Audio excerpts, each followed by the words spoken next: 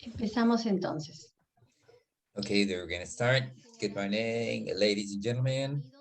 Welcome to this dialogue action called the role of multi-stakeholder alliances in international cooperation and sustainable recovery, an analysis of proven cases organized by the Peruvian International Cooperation Agency, EPSI, with support of the Global Alliance for Effective Cooperation Development and the United Nations Development Program, UNDP.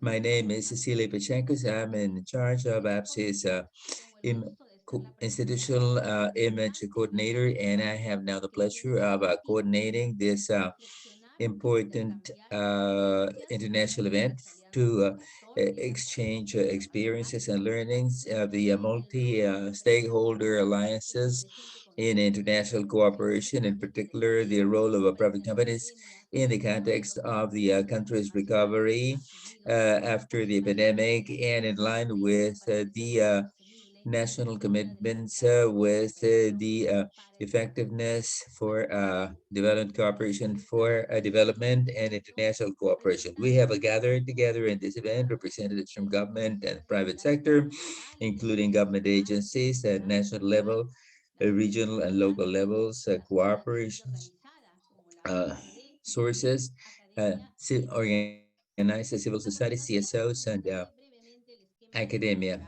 The event today will start with the opening remarks by Mr. Jose Antonio Gonzalez Norris, Executive Director at APCI, and Thomas Gas from the SECO agency and co-chair of the Effective Alliance for Cooperation. This will be followed by two important roundtables and the respective moderators to facilitate the panelist reflections and also a brief summary of their presentations. The first roundtable is called The Role of Multi-Stakeholder Alliances in International Cooperation and the Challenges and Opportunities for Sustainable Recovery Post-Pandemic in Peru. And the second roundtable is called Initiatives from Industry in the Framework of the Multi-Stakeholder Alliances and the Lessons and Reflections for Effective Cooperation for Development. Finally, we will be listening to the closing remarks by Ambassador Maria Eugenia Echevarria Herrera, General Director for Economic Affairs at the Ministry of Foreign Affairs of Peru. We will immediately open the first block of our event, and we will now ask Mr. Jose Antonio Gonzalez Norris, APSIS Executive Director, to share with us his opening and welcoming remarks. Thank you very much, Cecilia. Good morning, everybody. Mr. Ambassador Thomas Gass, Director General of the Swiss Agency for Economic Cooperation and co-chair of the Alliance for Effective Cooperation for Development, dear Ambassador Mario Eugenia Echevarria, Director General for Economic Affairs at the Ministry of Foreign Affairs of Peru, Ms. Bettina Wall, Resident and Representative of the United Nations Development Program in Peru, dear friend, Mr. Jose Luis Pimentel, Director of ACID, dear Leonardo Mesa, Director of SICHIP's regional section, representatives and friends from government, civil society organizations, private company, and academia. It is really a pleasure for me to welcome you and thank you for participating in this dialogue for action on the role of multi-stakeholder alliances in international cooperation and recovery for sustainable development analysis and cases from Peru, organized by APSA with support from the Global Alliance for Effective Cooperation for Development and the United Nations Development Program. We are pleased to have with us today distinguished panelists from a government and industry that will share with us their thoughts and experiences regarding the multi-stakeholder alliances in international cooperation, in particular, the role of private industry in a specific especially sensitive moment in the post-COVID recovery and in the context where we should renew our commitment to the importance of sustainable development based on effective development cooperation.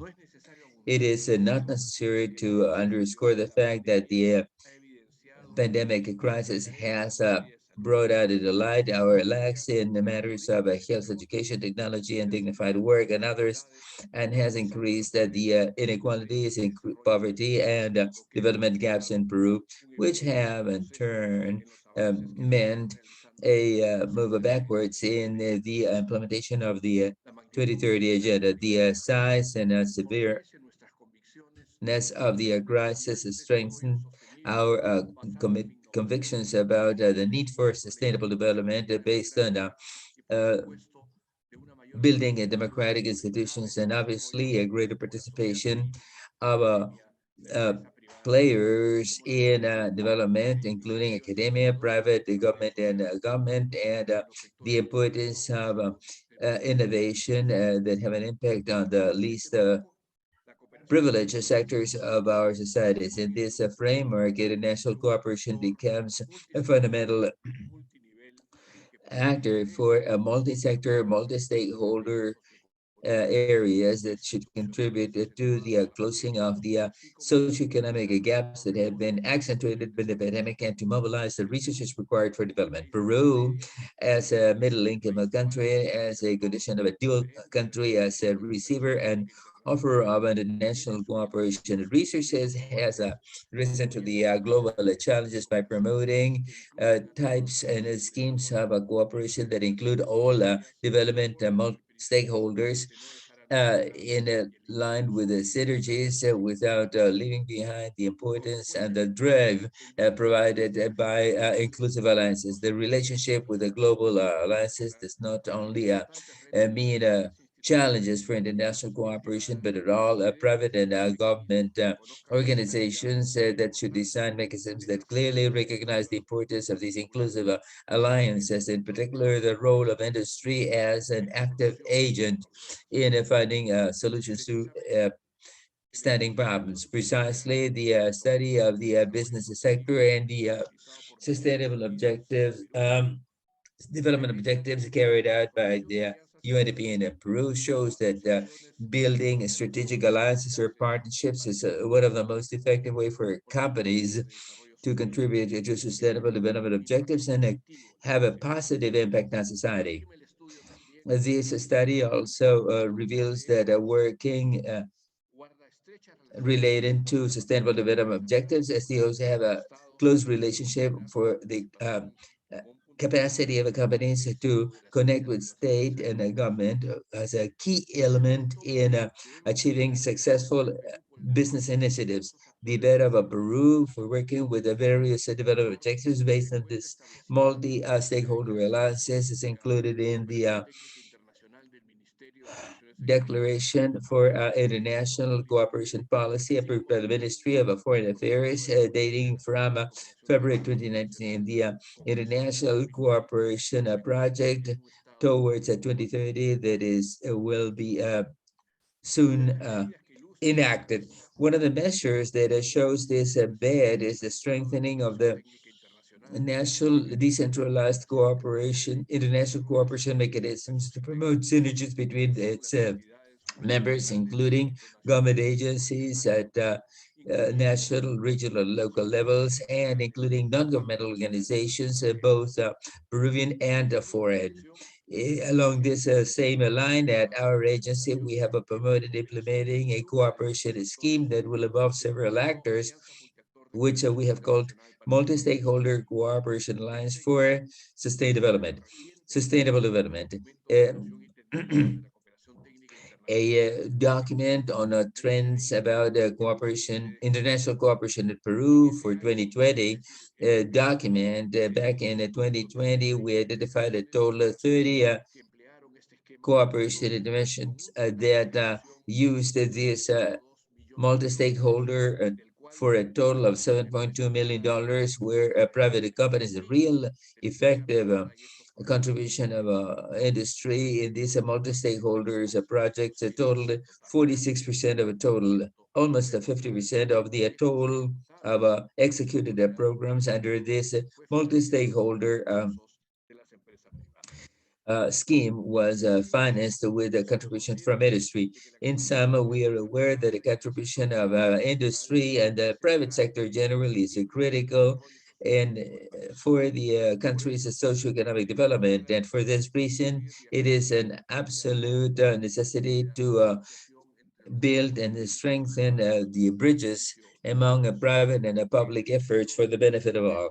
In this sense, I should like to again highlight the importance of the Kampala principles for the effective participation of a private sector in international cooperation for development that the Global Alliance is currently promoting. Finally, given this international scenario that is particularly complex, to which Peru is not foreign, it is important to move towards a more inclusive international cooperation scheme that will strengthen these multi-stakeholder alliances and further strengthen also the joint work by various actors in line with the implementation of the 2030 agenda and coherently with the social diplomacy that has been announced and decentralized diplomacy announced by the highest spheres of government that also seeks never leaving anybody behind. Thanks everybody for participating. It is a dialogue for action in the persuasion that the need to reinforce dialogue and the effectiveness of international cooperation and fostering these comprehensive and sustainable initiatives and the identification for innovative solutions and mechanisms for multi-stakeholder association together with the subnational governments, academia, civil society, and private industry. Thank you very much. Thank you very much, Mr. Director, for those words. And then next, we will invite Ambassador Thomas Gatz from the Swiss Agency for Cooperation and Development and co-chair of the Alliance for Multi-Stakeholder Alliance for Development. Over to you. Good morning and thanks very much, Madam Presenter, esteemed Executive Director, Mr. Gonzalez Norris, His Excellencies, and Her Excellencies, dear and esteemed colleagues. It is really an honor to be able to share with you a few minutes together with you in particular in the context of the dialogue for action as I will be engaging you today. I'm persuaded that this kind of dialogue is a key element and a significant contribution to the overall work scheme of the Global Alliance, both in concern in respect of the implementation of the effectiveness and efficacy of principles, as well as its relationship with other South countries and others. I totally share what has been mentioned in the concept note on which this dialogue is based and what you have said, Mr. Gonzalez Norris, in regards of the present challenges that push us to have to foster proactive dialogue among the main development actors. I am persuaded that we can no longer work as we did previously in the past, as in a view of what we are see in terms of economic crises, the climate emergency and the pandemic. We need to find, identify, and promote other types of cooperation and build synergies among the many development actors at various levels, but in particular at country level. In this respect, it is important for a private companies that are recognized as an important development agents provide not only a new source of financing sources, which is certainly very valuable, but are increasingly adopting commercial schemes that are based on the sustainable solutions to face the priorities and the challenges of a country's development.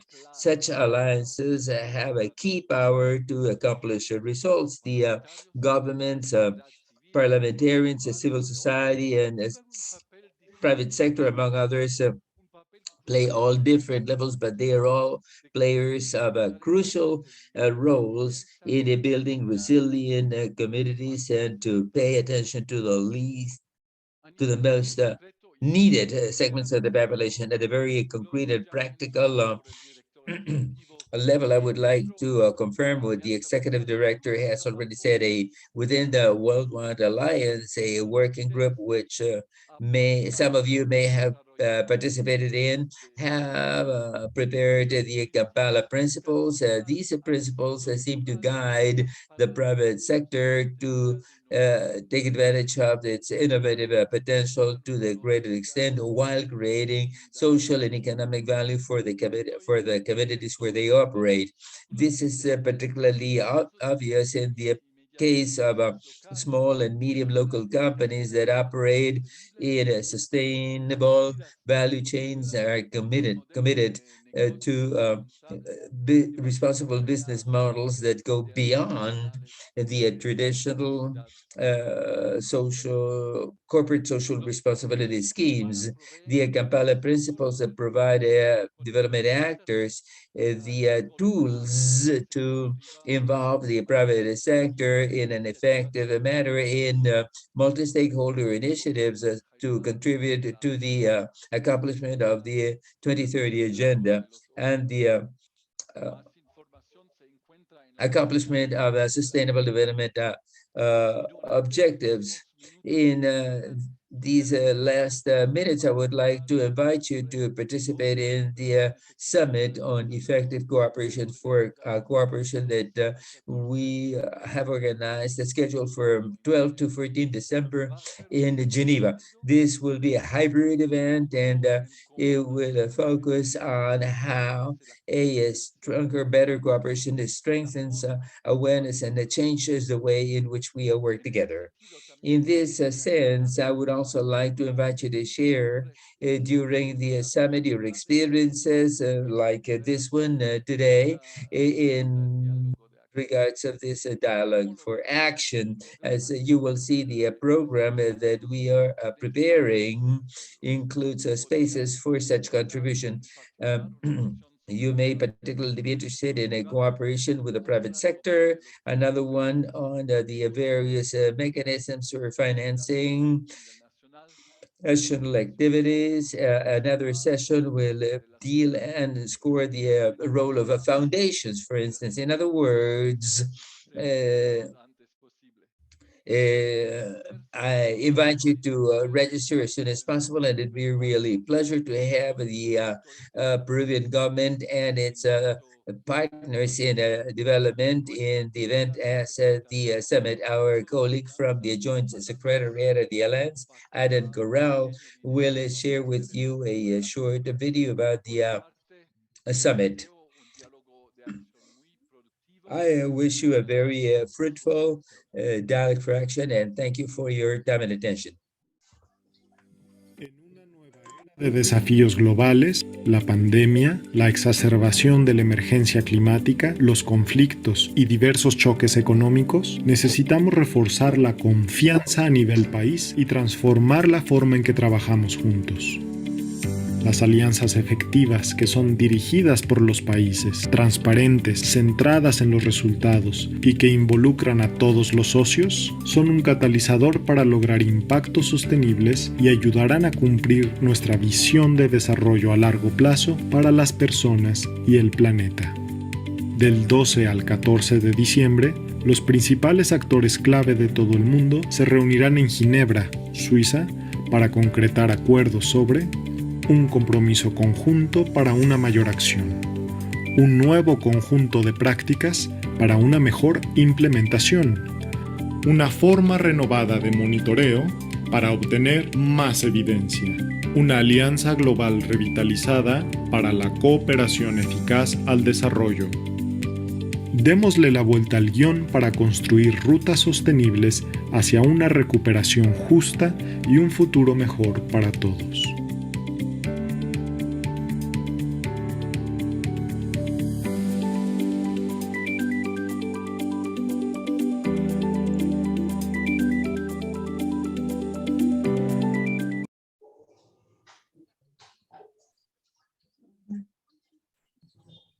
Muchas gracias, señor embajador, por sus palabras y también Thank por you very much, Mr. Ambassador, for those words and for sharing with us this interesting video about the activity that will be taking place next December in Geneva. Now we will start the block concerning the roundtables. This segment will be moderated by Mr. Leonardo Massa, Manager for Cooperation and Initiatives of the Ibero-American Secretariat, SIP, and Javier Hasip from the Professor at the National San Marcos University Economic Sciences Department. Over to you.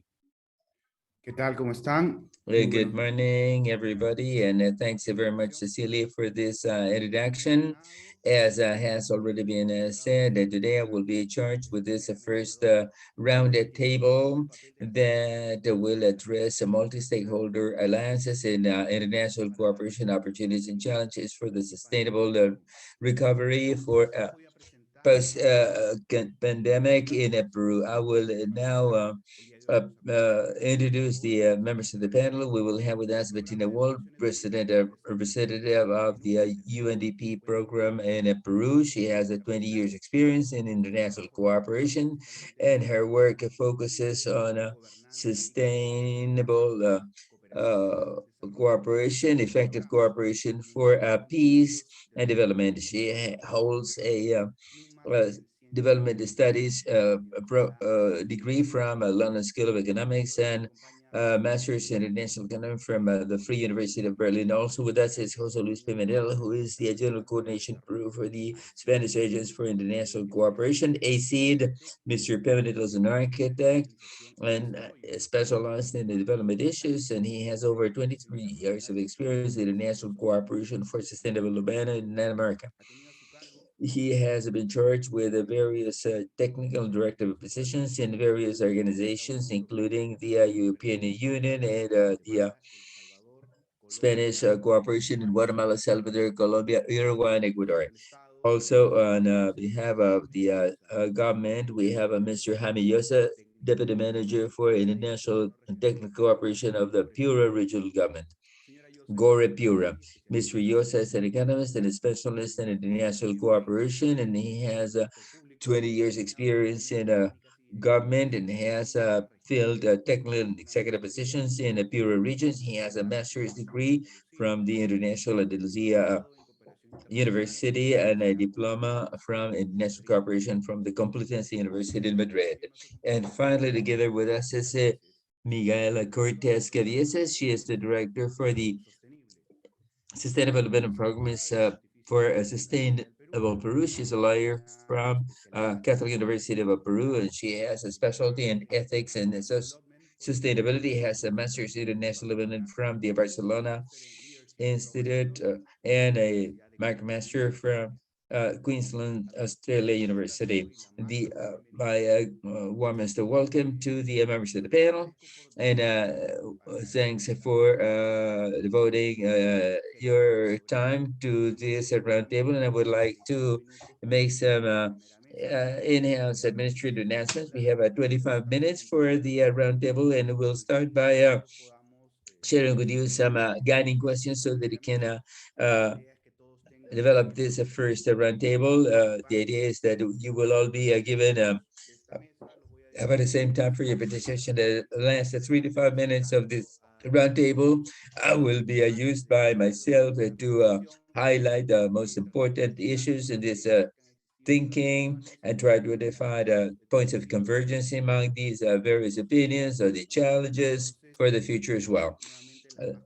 So once again, my welcome to everybody, and let me repeat the topic of this topic, that is the role of multi-actor, multi-stakeholder actors in the post-pandemic recovery of Peru. Perhaps we could start by explaining what do we understand by sustainable recovery? What should be the scope of such a sustainable recovery? Talking about sustainable recovery is not the same as we were talking about that at the end of 2020 in a totally different scenario, and perhaps what we'll be needing to discuss in 2 years' time when the impacts and effects of the pandemic will have a change in the fields of economics, policy, etc. So what do we feel should be the scope and the reach of this sustainable recovery in the Peruvian context?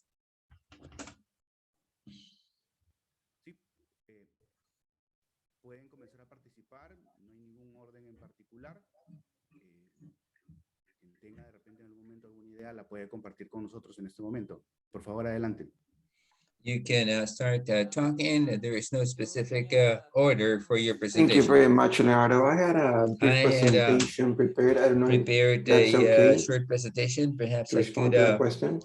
show it, Yes, share please it go with you ahead. for this presentation. Thank you very much. It's a real honor to be a part of this first roundtable to talk about the challenges and opportunities of multi-actor alliances for sustainable recovery in Peru.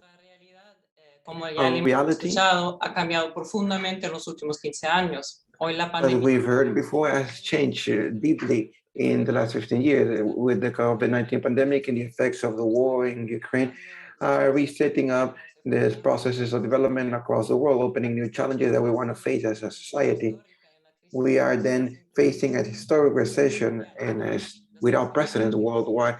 The perspectives of the global growth for that year have been reduced from 4% to 3.1% only from January to May of 2022. In that context, countries are looking to implement measures to profit off of their impact. And for that, it's fundamental to take into account that the different agreements and the global agendas approved by countries will allow us to move forward to a recovery in a more wholesome manner, tackling the different dimensions of development. Out of that, it's important to highlight four.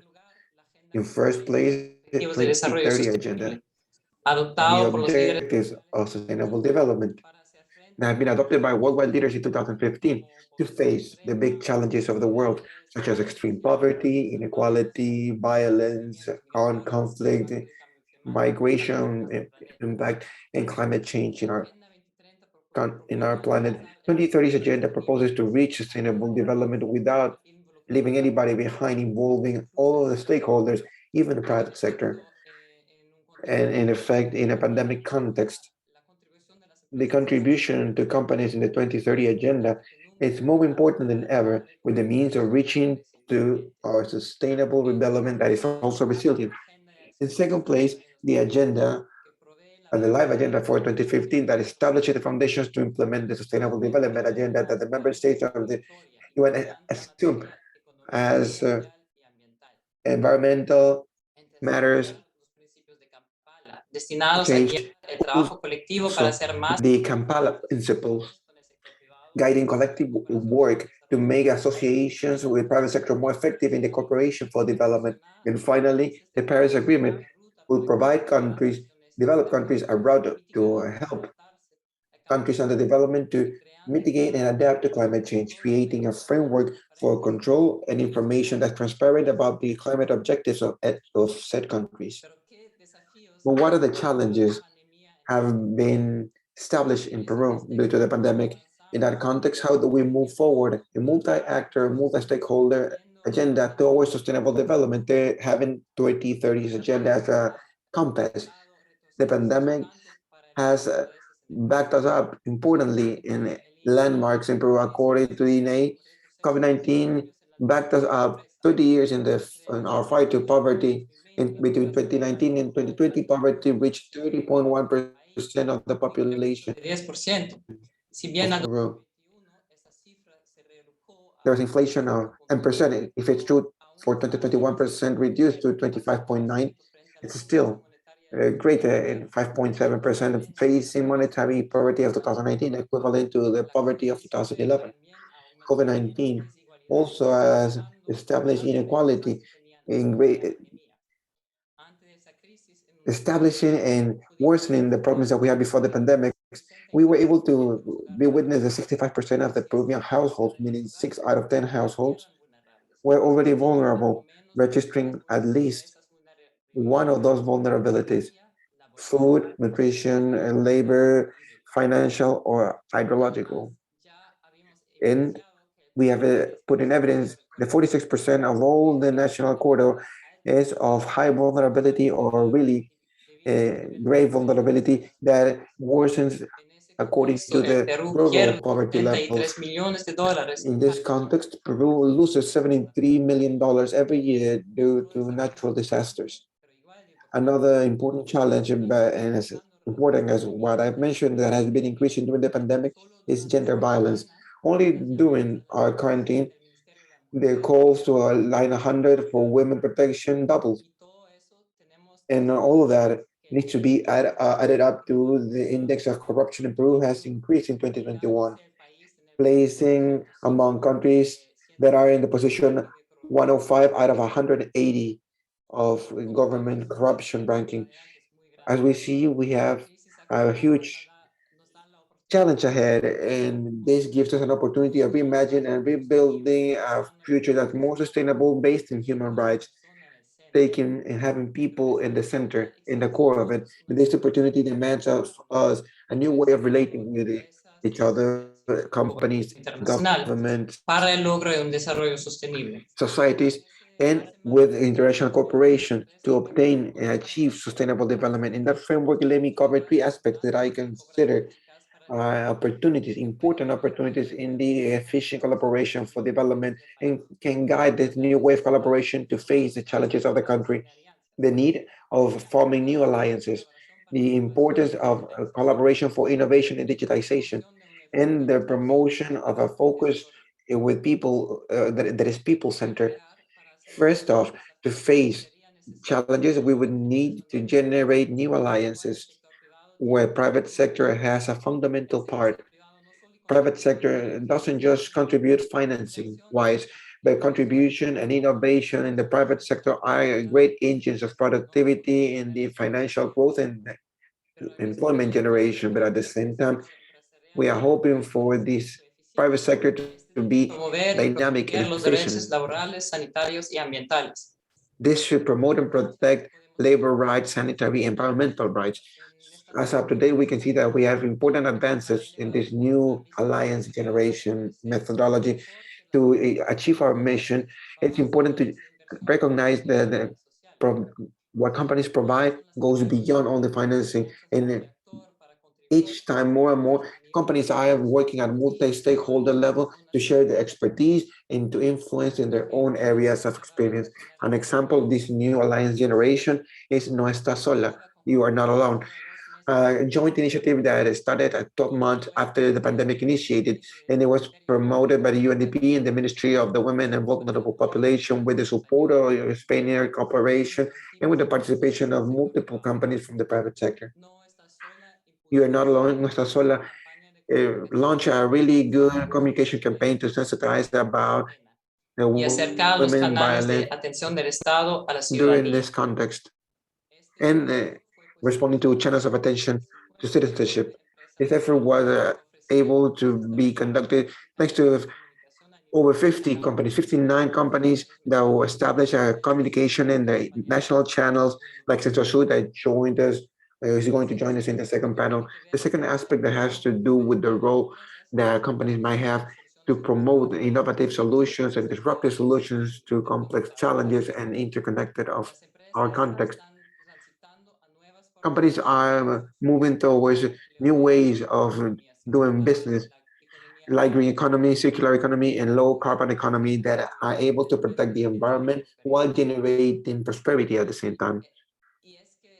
And it's that reason why companies wanted to optimize the components of the value chain in an isolated manner, but now it's Trabajar la recognized cadena de forma integral. a need of working the value chain in a wholesome manner with a focus on networks. The collaboration is a new advantage and the new competitive advantage of companies, and they catalyze these innovation processes. A concrete example of that collaboration for innovation is the Innova tu Mercado initiative promoted by UNDP.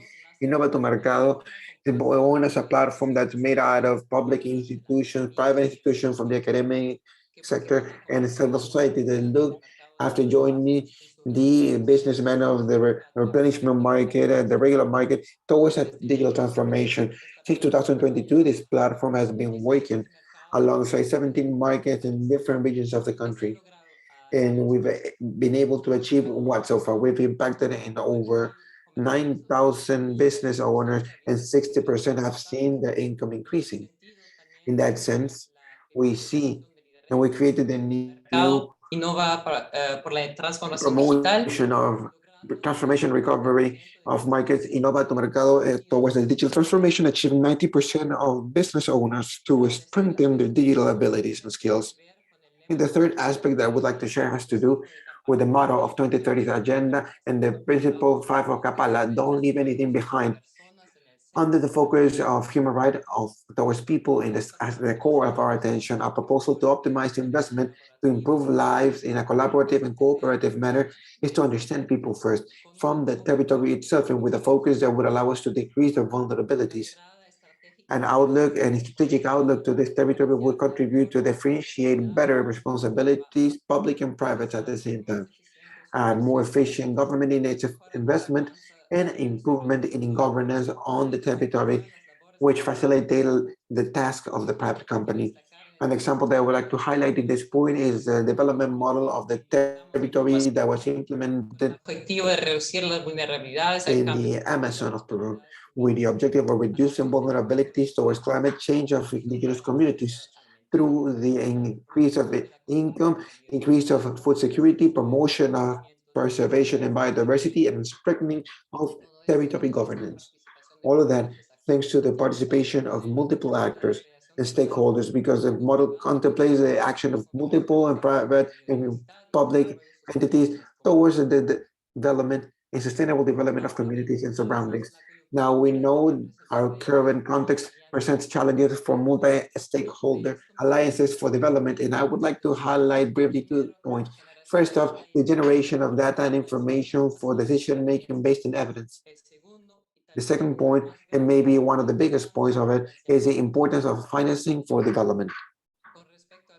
Regarding the first challenge, the multi-stakeholder action and work needs to have as a pillar the foundation, the fundamentals as evidence generation that will help us to generate and share the advances that we've been obtaining from everywhere. Adding up to this evidence, we will contribute to a decision making that's more efficient and alienated from different interests in both parties.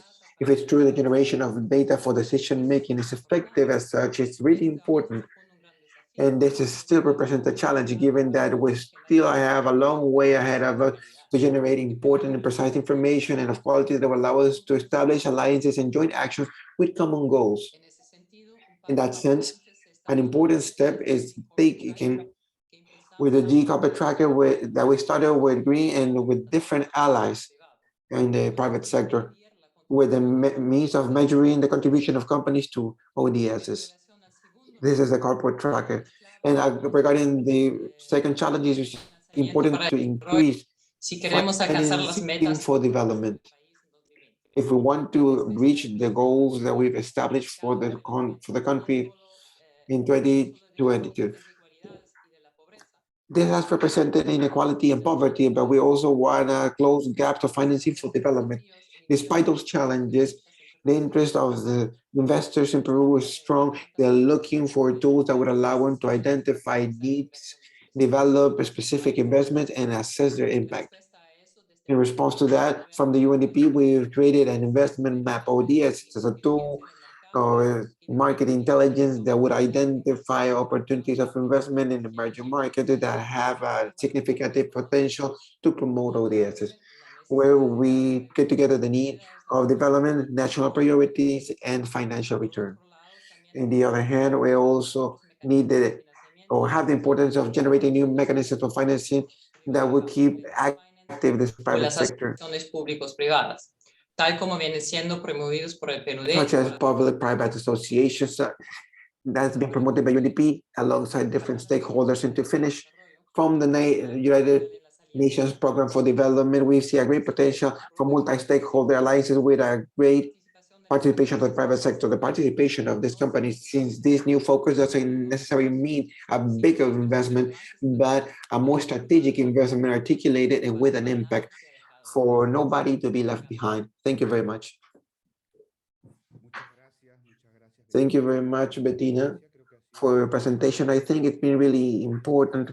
It has answered many questions that have been focused and pointed out to this roundtable. I appreciate and thank you for your participation. Now we'll open the mic to the representative of ISC, Mr. José Luis Pimentel.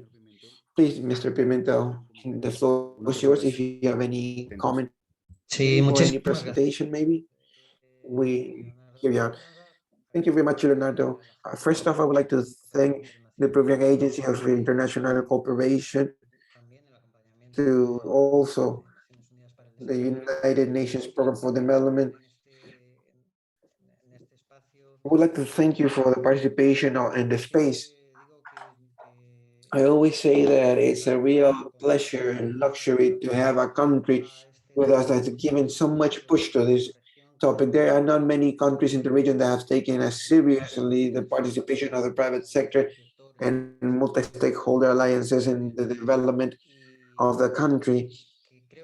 And I believe it's one of the points that will be developed the most in the future. That's what Peru needs to say in the international context, to say that's good. And so congratulations for that proposal. On our side, on the Spanish cooperation side, this has always been a really important topic in our doctrine of cooperation, but particularly in countries such as Mexico, Panama, or even here in Peru.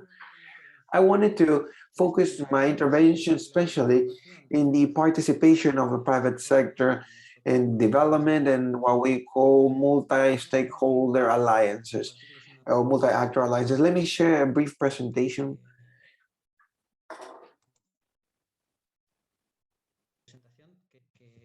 I believe that after hearing UNDP's interesting presentation, I'm about to not do mine, but I think that it will guide me at least in my own intervention, especially because I don't want to repeat myself too much about how important it is the participation of the private sector in this 2030 agenda and in our sustainable development goals. Let's be reminded that the previous development agenda were more thought through for the participation of government and civil society. However, the difference or qualitative difference that this 2030 agenda provides is necessarily to integrate the amount of stakeholders to participate off of this, and particularly the implication that this means for private sectors, which is summoned and called out, especially for two of them, DSA, that has to do with the promotion of growth, decent labor, and ODS9 that has to do with matters of promotion of infrastructure and differentiation of in innovation, but it also covers different aspects such as promotion of gender equality, energy, changes in consumption patterns, CO2, climate change, etc. And it generates a knot that tries to move forward towards the ODS 17. And this is actually a field where it's the first time that all of the cooperation agendas and governments and states, sub companies, civil society will have the same focus. And I think that this is something that we haven't taken advantage of quite as yet. However, we do have important confusion on how or what ways can we make the private sector present in this developmental sector. This feeds actually the resilience from a broad sector of civil society that sometimes think that through this way, maybe we can denaturalize the objectives of the cooperation for development, or maybe we're privatizing a policy that should be public. However, we have many benefits for development that participation of the private sector represents. Private sector can contribute to provide richness in the corporation policy can broaden the mobilization of resources, capacity to development. And in the other hand, many times the technical capacities of management, technological management are not quite always there for public stakeholders or NGOs, but rather the company's provision can be a generation of value or value generator enriching the interventions of development, meaning that it's not as much a matter of establishing that the company should quit the promotion scope, but it's not as much as to establish that the company should quit its benefit purpose when operating in the scope of development or making it pass as philanthropic type of actions, but in a way, we don't want either to ask corporation companies to quit the promotion benefits of development to put themselves at the service of the multimedia goals or the internationalization purposes, meaning that getting together an economic or financial interest of the market should be compatible with what the development agencies have within their goals of fighting against poverty, right? So all of this should be made out under specific criteria. And this is a bit of what I think is more important to work with this type of interventions. The criteria regarding objectives of additionality, compliance of standards, and human rights. First off, the actions should pursue these development goals. And it's clear, and it's important to always say this. Second of all, we should always have an additionality of resources, meaning we should prove that we promote private resources. Without the aid of this, we wouldn't have been able to reach this goal. And in second place, that the activities and interventions should comply with basic standards related to developmental goals, environmental and social goals.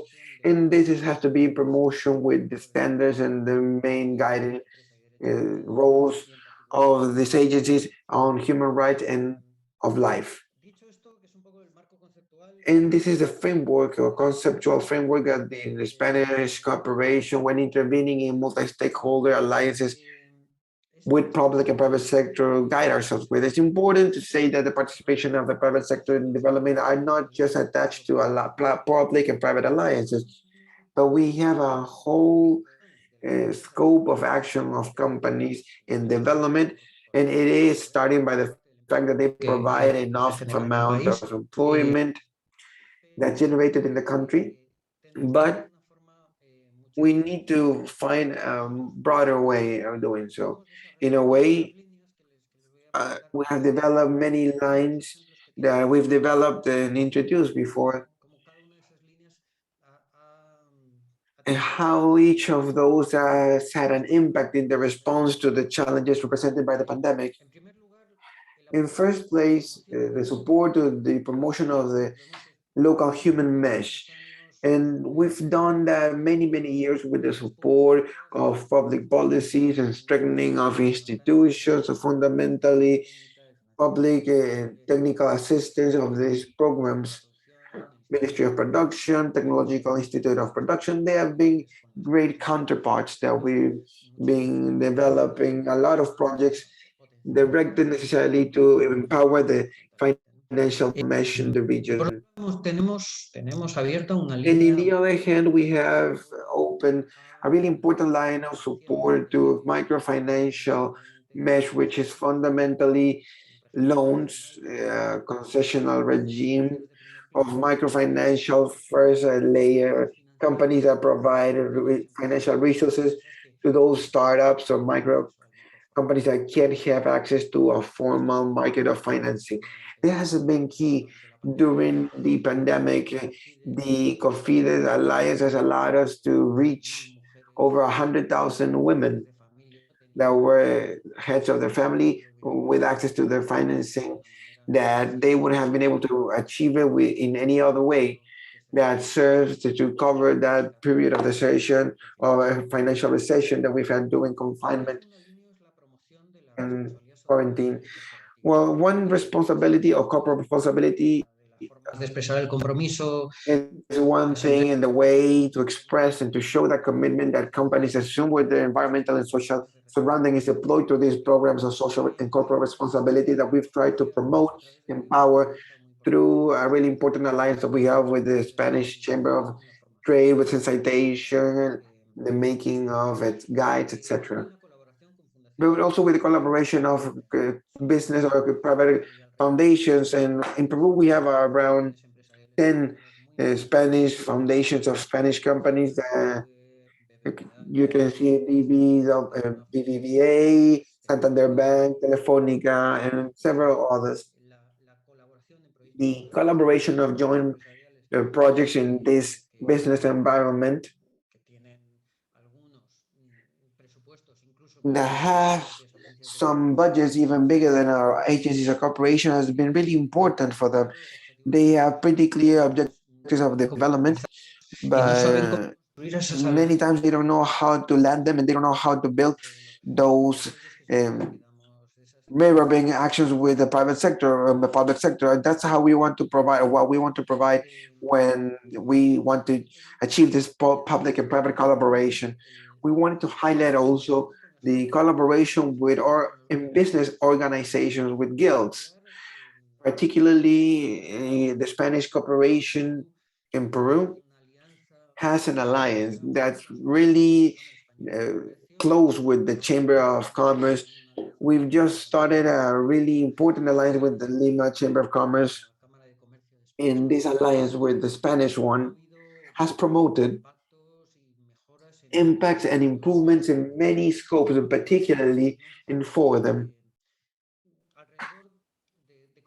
Around how is it structured, this chamber that works with a series of committees and participation with companies, NGOs, civil society, and cooperation around matters of social responsibility in an annual forum that we call the Visiones Forum, that's been established in matters of cooperation, development among, and triangulation with state and civil society, and for communities it's the same thing.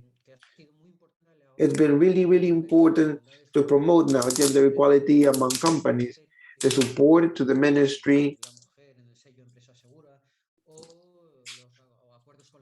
in agreements with the prosecution office when laying off women that are victims of violence. This is an important line as it is, and we have several women that have been inserted to the working system with in the prosecution's office registry, and we've been really happy to understand that we've helped to generate a channel of dialogue. And we've done this without money, just based on building alliances and meetings and agreements and establishing common interests. I would like to highlight also all of the innovation matters that we've developed with the chamber, with companies, how to transfer and the technology in the different sectors has been really important in the Peruvian sector.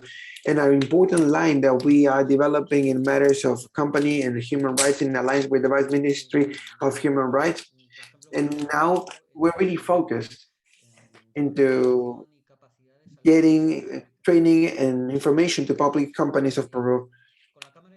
With the Chamber of Commerce of Lima, we are just starting an important line in support of prevention of violence in the private sector. This is really important because companies provide protection to life of many women, and that's why they're also responsible for the improvement and the respect to the rights, not just to fight against work harassment, sexual harassment, but also to identify and follow up on possible violent cases of women that work in these companies. For this, we need a lot of many mechanisms and instruments, a lot of collaboration among different actors that are in the scope of civil society, of academia, and private sector. We also have a line that I will always like to include it, that is developed by our Ministry of Trade through the Ministry of foreign trade, and this focus in businesses from the bottom of the foundation of the pyramid up, from the most vulnerable sectors of the population, which are the generators of initiatives and startups. However, both activities are developed through adapted methods or ways of life and capacity of income. So inclusive businesses are those that try to accommodate to the entrepreneurial model to this ways of life or qualities of life that we find with people. What we have with these initiatives to find a common ground and to put consumers and producers in origin in an only one level to generate alliances. And finally, I wanted to stop a bit. And what we understand as multi-actor or multi-stakeholder alliances, what we call public-private alliances for development, that briefly are those where we have a participation of the Peruvian press, public administration, local, from the entrepreneurial sector and civil society. Its characteristics when building these alliances is that it's focused in establishing a common objective of development. And it's a part of a process, a lengthy process, and it's an important part also of the construction of this alliance that takes us to the definition, joint definition of responsibility of each stakeholder of the alliance. And that's why we assume risks in a shared manner in the success and in the failures of these alliances. Spain and the Spanish training was put in March years ago, and the multi-stakeholder alliance that's been really consolidated in the country, I think it was this public-private alliance for development for the Acabamba region, in which we participated, or the Spanish Cooperation Agency participated, coordinating all of the alliance with an important group of Spanish NGOs that work with the Peruvian peers. Three big companies, Telefónica, Santillana, BBVA, municipalities, and the joining of the Peruvian Agency for Cooperation as well. Here, I would like to maybe highlight a bit of how companies, Spanish companies, provided us with this whole development program that was established in the Acabamba region, where we approved or contributed a bit from their own niche of business, from their own core next. We have Telefonica providing with internet and knowledge in the TICs topics, Santillana, for example, also in education, BBVA with the access to microfinancing, etc. NGOs from the knowledge of the territory knowledge, community collaboration, gender matters, etc. And one of the lessons, or one of the assessments that we've developed that's rather good, one of the lessons learned is that we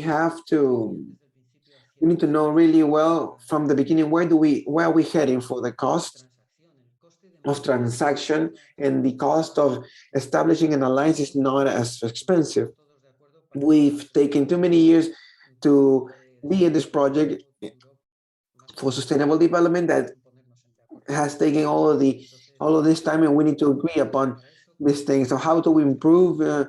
We had to start from the beginning.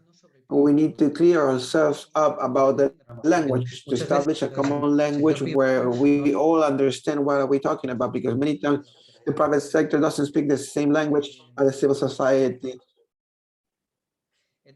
So just to finish off, I'm sorry, I think somebody has a mic open. And just to finish, that the 2030 agenda is for us an incomparable framework that where collaboration with public and private sector can respond to many of the challenges that we face, especially in this recovery context in the pandemic. This collaboration should be held under specific standards of quality, environmental, society standards, and in respect of human rights, which are the guiding methods of our public methodology, not just for the public and private alliances, but also for the building of local social mesh building. And indefinite, this is a battery of instruments that can help us to generate better and more impact in the country. Thank you very much. Thank you very much, Mr. Pimentel, for your presentation. And next, we'll be listening to Mr. Jaime Ayosa. Welcome, Mr. Ayosa. Once again, you have about 10 minutes for your presentation so that all the participants in this panel can also share with us their viewpoints. Over to you, Mr. Ayosa, for your presentation. Good morning, everybody, and thanks very much, Mr. Leonardo Mesa, for the presentation. I will be sharing with you my slides. Can you please share my presentation?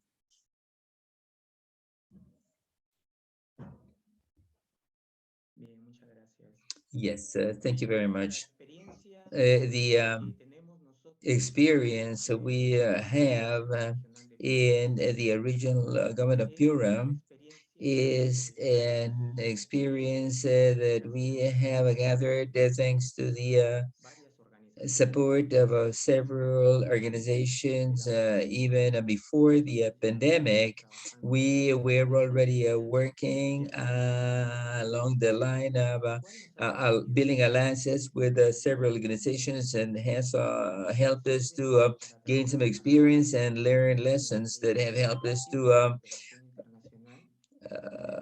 prepare a roadmap for international cooperation in our region.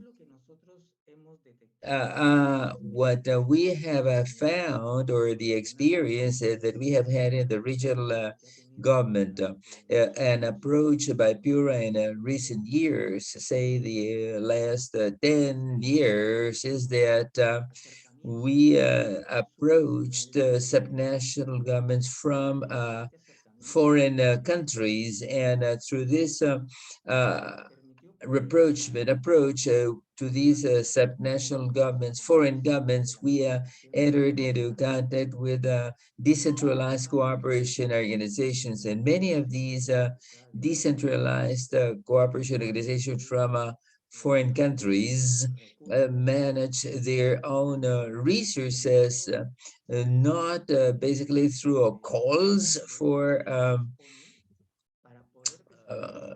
cooperation, but rather based on funds that they have set up for development projects in their own regions.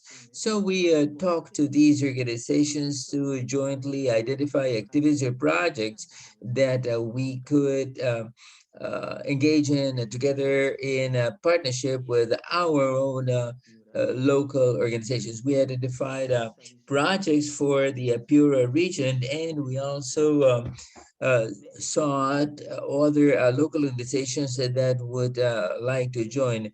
We, in particular, worked at the level of district municipalities because we were interested in the participation of the local authorities that were more knowledgeable of their own territories. So we identified 3 organizations for projects: the international cooperation, the local municipality, and the regional government. And these projects also, of course, involved more participants. And that's why we have some projects that were subscribed by 4 or 5 cooperation organizations. We have worked with organizations, not only NGOs, but also private organizations that are not international cooperation organizations, but that have a social corporate responsibility approaches in place, both at the national and international levels. what are the inconveniences that we identified to start these cooperation projects through these multi-stakeholder alliances? These cooperation projects, as we are all aware, are projects that will not, that are not investment, public investment projects. They contribute to closing gaps, but these are mostly small projects like 1 to 5 million souls international cooperation projects. So we had to be clear that if these were not public investment projects, the matching funds for these projects should come from other sources, not public investment, either our current resources or directly collected revenues. This set a budget cap so that we could only commit to undertaking 8 to 10 projects, because these are short-term and small funding corporations. However, we were able to launch some of these projects as a public investment project. So what solutions did we find to these constraints? The clauses of the specific agreements that we signed with organizations, we included the need to prepare the project profile and the technical files so for a public investment project to get the financing, the source of financing for these projects.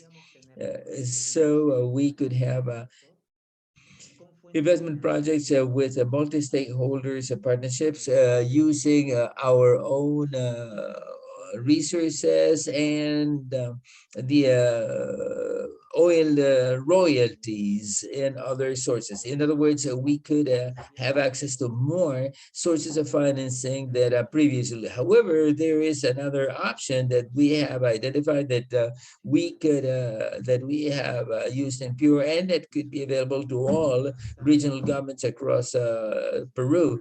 And this is a proposal that we have submitted to the Ministry of Foreign Affairs through the deconcentrated Foreign Affairs Office. This is a draft law to set up the Regional International Cooperation Fund for regional governments that will allow us to accept or utilize international cooperation projects with several organizations of decentralized cooperation and official cooperation. This draft law, this bill is a first cousin of the pro-compete law already enacted in Peru that allows regional governments to allocate part of their budget to undertake certain activities. This is the International Cooperation and Regional Fund Law. Our experience in these international cooperation projects has led us to some successful experiences to have international and national allies for high impact projects that are articulate and complement with both the public and private sectors. So cooperation, international cooperation of funds that we work with involve international cooperation organizations, municipalities, enterprises that have a corporate social responsibility approaches, and academia. Basically, universities prepare thesis for research for each of the cooperation projects. This creates innovation, growth, and research for these projects, and the students also learn about the development projects that are available for implementation. typically decentralized international cooperation projects that we have been able to move forward, share an interest in innovation, science, technology, environment, and productive development, and strengthening and capacity strengthening. Um,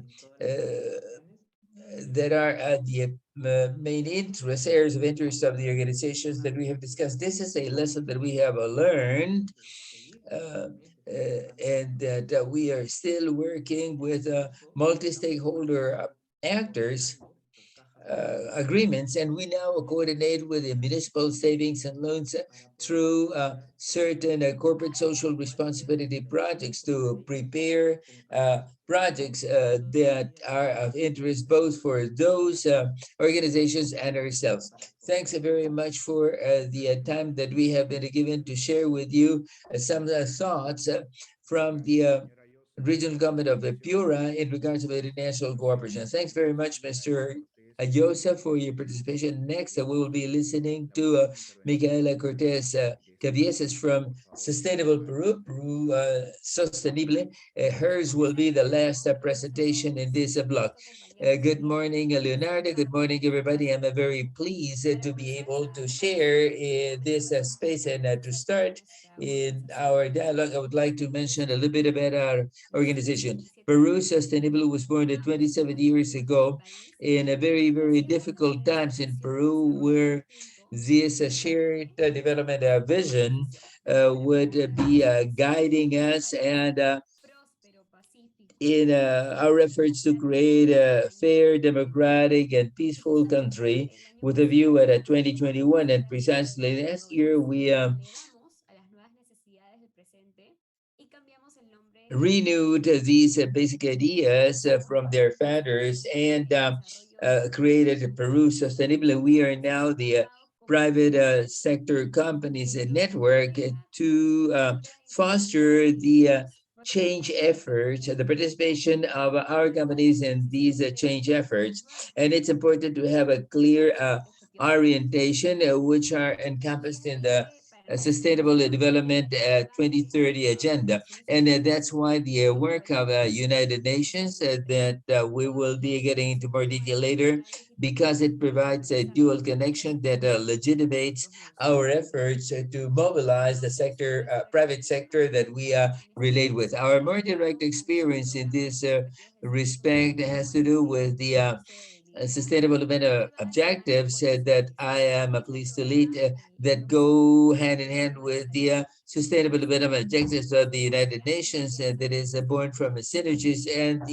an alliance with the United Nations system. The idea behind this is how this partnership can further motivate and mobilize the private sector. This effort started back in 2017, and in particular, it was particularly interesting to hear Bettina from the UNDP's office in Peru how to mobilize companies and citizens to move towards the achievement of sustainable development objectives, SDOs. Although the overall objective is to move towards this objective with the companies, we have also a parallel objective, which is to measure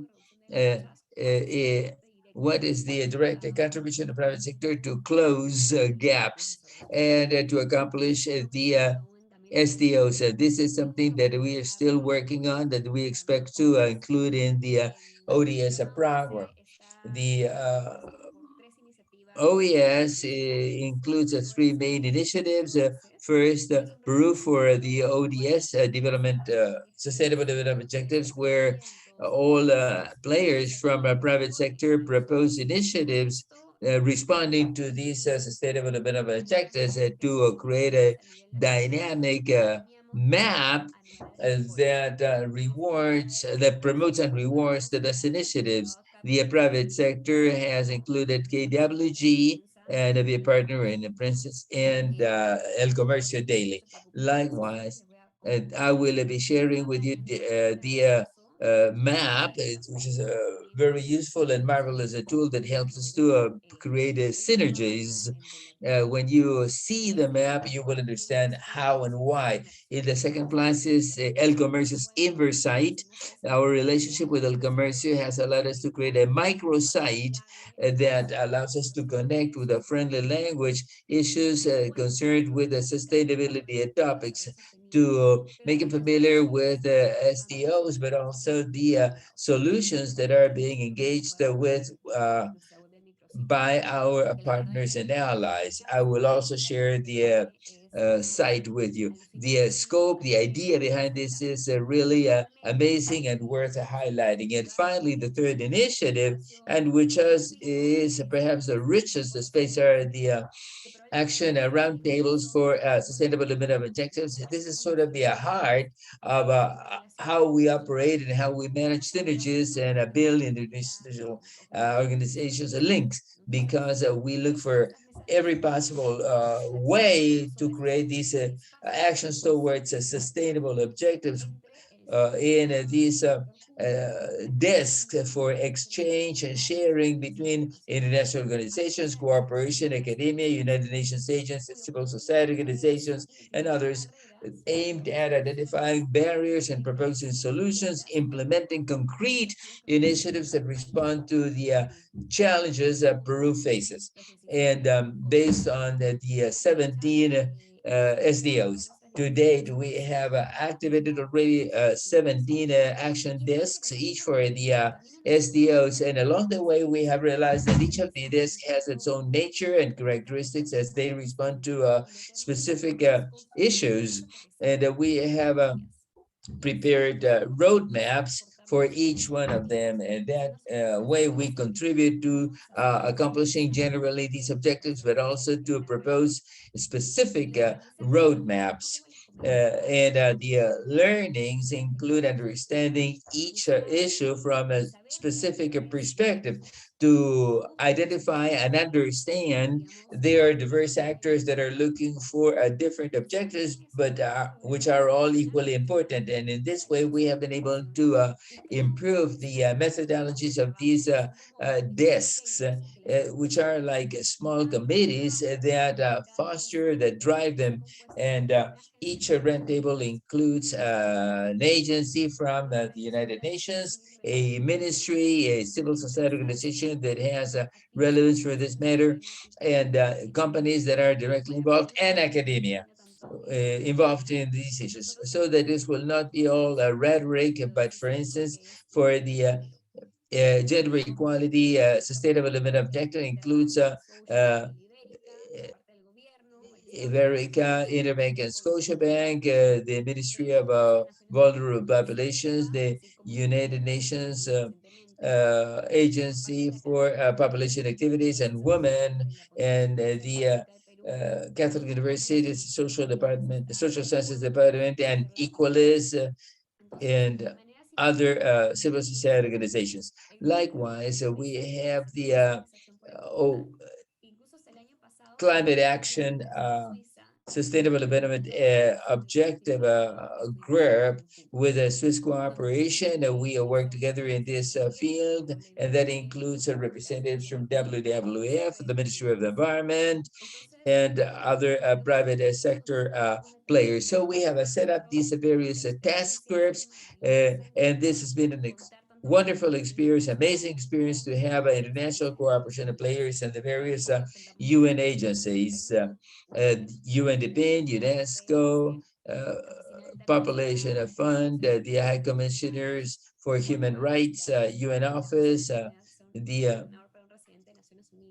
the United Nations Coordination Office in Peru, and likewise for each of the SDOs. A challenge that we think is equally important as part of these initiatives is that we still to move out of Lima, to decentralize our impacts that are accomplished by each of the task groups. And Also, another important thing is how to measure the progress in closing gaps by the contribution through the contribution of a private sector, and to set our feet on the ground. How are we working in alliance and synergy with the United Nations and international cooperation? What are the initiatives that we have put forward more recently? Our methodology that we're still working on. One of the spaces where we have had particular success, these matchmaking rounds, and particularly for the SDO 17. We have had several meetings with these several United Nations agencies and a group of companies for education that we have been using in this particular task force. Matchmaking in this case is connecting with companies, private companies with select United Nations agencies, where the latter have this sort of an elevator pitch to promote the interest of specific companies in these areas that require assistance. The two sessions that we have carried out so far in January and February, we had UNESCO talk about the impact of culture, UNICEF about their comprehensive education initiative, Habitat on Inclusive Cities, ACNUR on human rights, and the inclusion of women in supply chains, and UNDP on their solutions for environmental inclusion, productivity, and sustainability. We have had also the Environmental Agency present their very interesting presentations, FAO, also on a sustainable food system. But basically what we have realized is that there is a great interest in the private sector to build these alliances with UN agencies. This is something that we hardly imagined a few years ago, but increasingly we realize that these synergies are growing and expanding between international cooperation and a private sector that wants and seeks to be particularly active, how to contribute to the various issues that we face in our countries. All this information was included in our first report published last year, and you will see in this report all this information that I've just mentioned briefly. And I think it is also important to say that we want to further leverage the impact of private companies in Peru. We want to continue leveraging synergies. We feel that articulation is a key.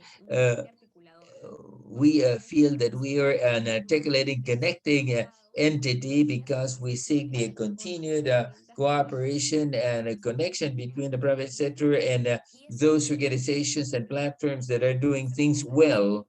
And we have to tell the private sector that they do not have to start from scratch, that they have to take advantage of what's already there, and that will multiply our impact. And this is also possible in a decentralized manner and using appropriate measurement tools. And to conclude, the crisis that we have been through, like the pandemics or the crisis of institutions in Peru, are painful and create some sort of a chaos, but also they push us to find faster solutions and more innovative solutions. I will therefore invite you to join us and to work together to create a more sustainable and more just country in Peru. Thank you very much, Michaela, for your participation and your comments during this dialogue. As I mentioned earlier, now I will quickly summarize the views that have been shared by the panelists and perhaps highlight some of the most important issues. I think it is important to highlight the call to building alliances. There's been some repeated mention to the role of a private sector, to SDOs 8 or 9, and the participation of the private sector in development should go beyond mere corporate social responsibility, and it'll create a commitment, a true commitment for social development. We know also, as is mentioned in the Global Pact, that companies can prosper in a prosper and healthy environment to assure their long-term growth. I think this is an important initial issue that has been mentioned coincidentally by all the speakers. Also, there's been a call for the importance of research mobilization and the involvement of companies without giving up their main effort to, objective, which is to create a profit. It is something that should not be forgotten or left aside. It has also been important to see that from the point of view of a government and state, it is important that multi-stakeholder partnerships like international cooperation developments for sustainable development do not necessarily close gaps, but do contribute to development. And it is important, particularly when it comes from the state, because makes it clear that corporate social responsibility and our development initiatives from the private sector is complementary to development objectives. The main responsibility lies in the state for closing these gaps. From the viewpoint of the state, there is obviously therefore a commitment that these alliances will involve all the stakeholders in development efforts, and that this should be done not only at regional level, but also to include regional, local governments and municipalities that are closer to the people, that can more clearly identify issues, and also to involve a civil society that clearly is a player that has the necessary expertise to address social issues. Also, from the viewpoint of private companies, there's been a clear mention to the 2030 agenda, and there was mention to the fact that this agenda legitimizes companies' initiatives. This is clearly very important because this reference framework, this document, is typically used by cooperation agents and state. But now there is a new vision because the private sector also can use this as a reference framework to assist them in their labors. Also, it was mentioned that there are these 17 desks addressing various SDOs, and that's important not only for the SDOs, but also because it shows that there is a comprehensive view of the efforts that are needed at these dialogue spaces that are typically promoted by state and government are evolving. We are reaching not only a dialogue spaces for the sharing of ideas and experiences, but also somehow to become more proactive, to perform an articulation and promotional role, as was mentioned.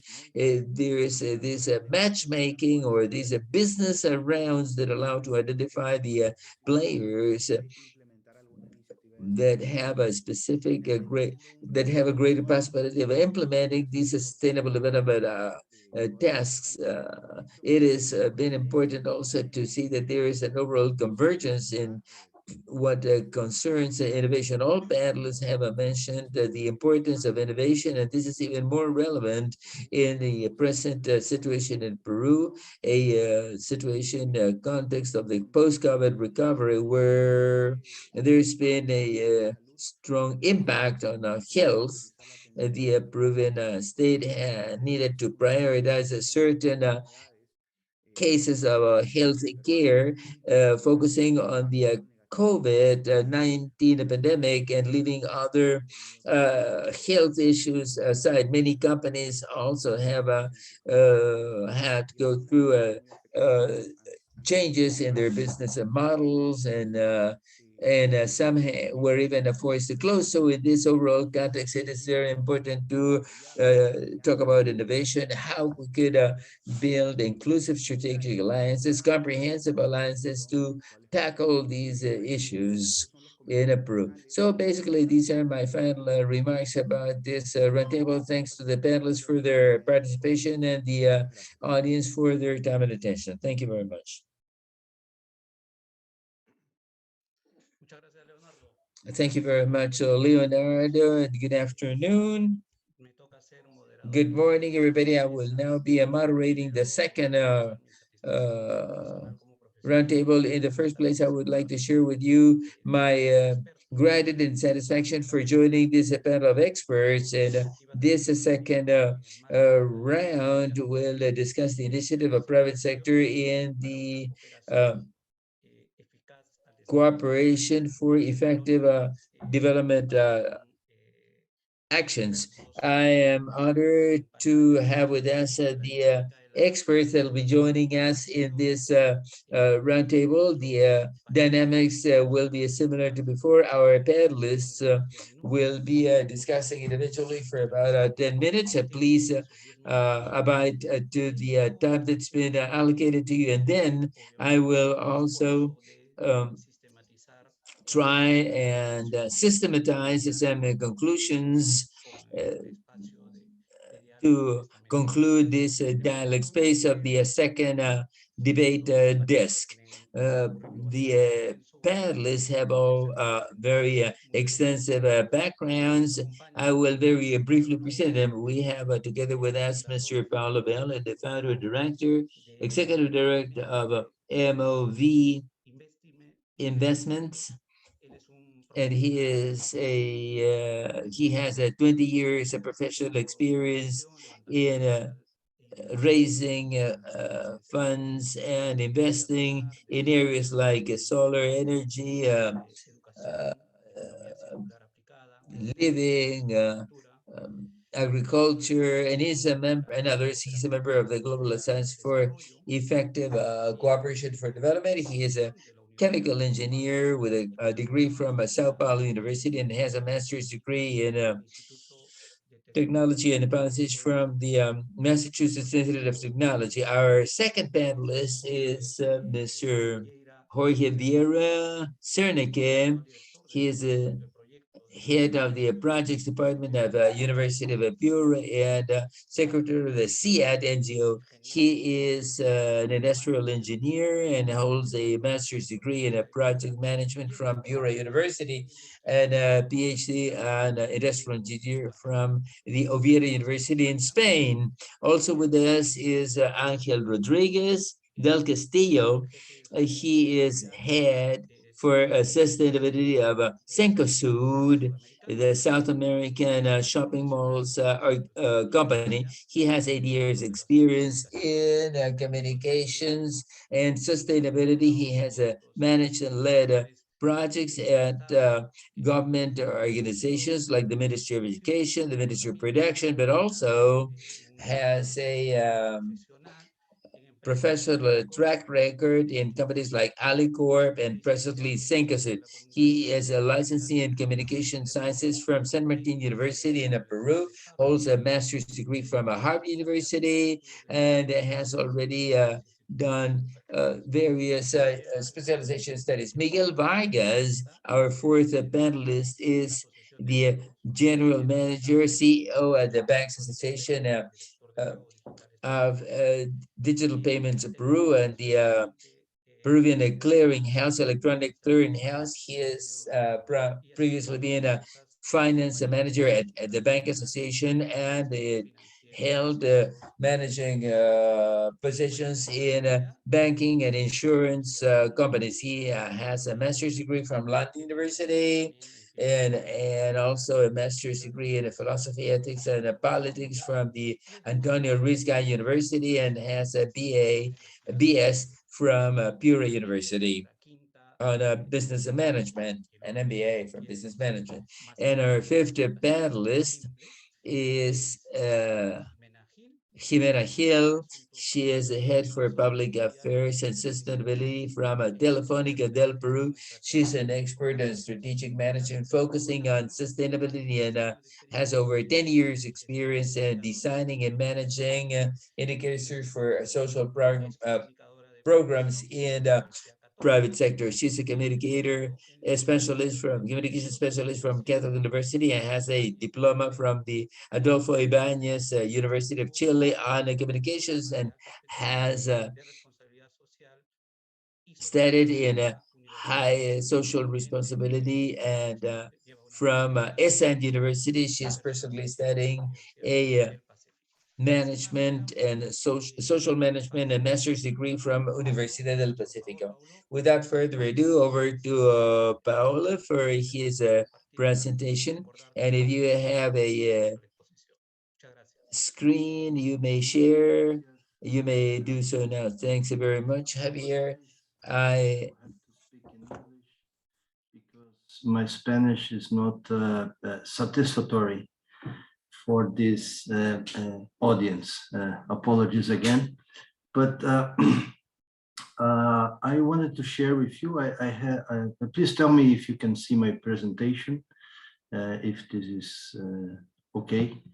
I have prepared for you today an example, a concrete example of a private company that works towards achieving SDGs here in Brazil.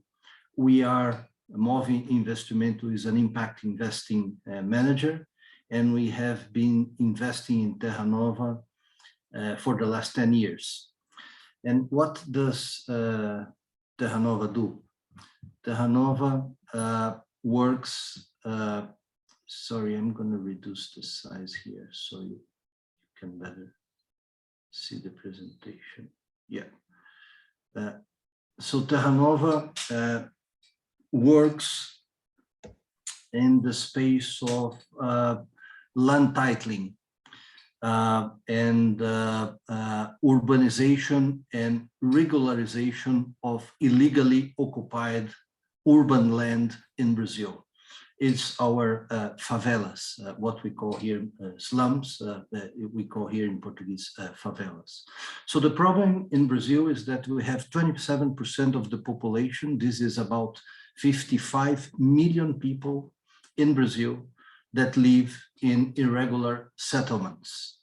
And with the rapid urbanization of the country, Brazil is a very urban country. It's close to 90% of the population, they live in cities. People have occupied areas that they don't own. These areas are formerly or currently owned by the government or by other private individuals. And the problem arises that when they occupy private land, landowners claim the property in a judicial process.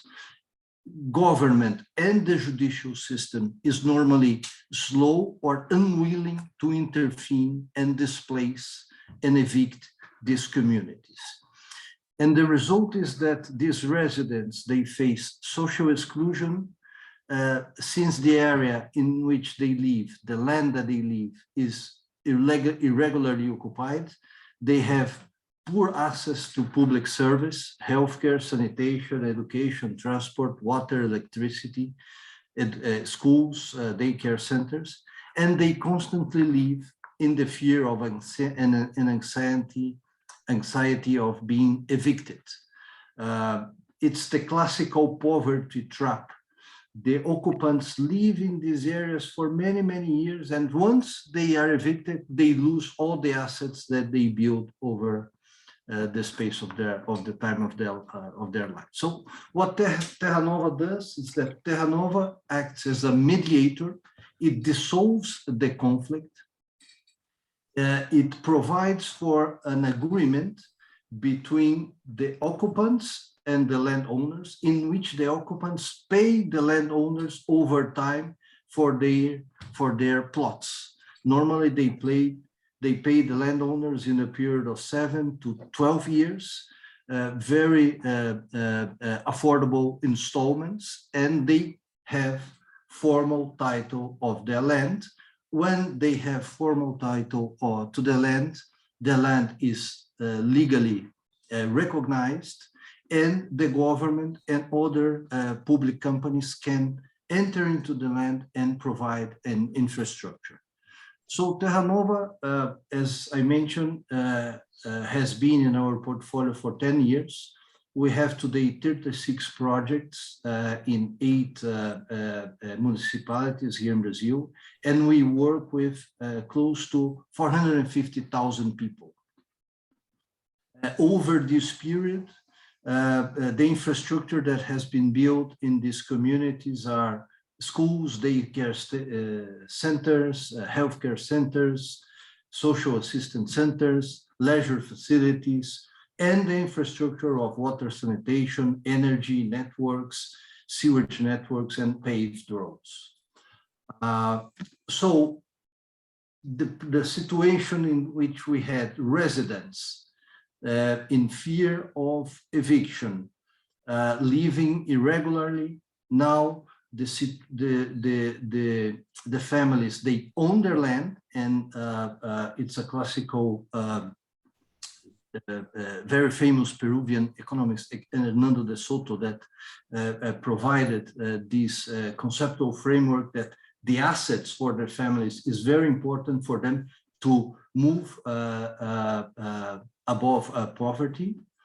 The landowner, who had lost his asset, can have some monetization of this asset over time, and the government has the benefit of having a problem that was almost unsolvable, solved, and they can then, governments can then, municipalities can then start to build infrastructures in this land. So, as I mentioned to you, Terra Nova organizes these payment flows. Landowners normally have 60 to 65% of the cash flows. Terra Nova gets between 30 to 35%, and lawyers and social action funds get 5%. So Terra Nova is a for-profit company. Here are some pictures, what we had before and after regularization. Terra Nova has been widely recognized with a series of prizes. Harvard Business School wrote 2 cases about Terra Nova. Here again, other pictures, what the situation of a normal illegally occupied land, very poor infrastructure, and after regularization you have a neighborhood with daycare center, infrastructure, bus routes, and so on and so forth. Here are other pictures.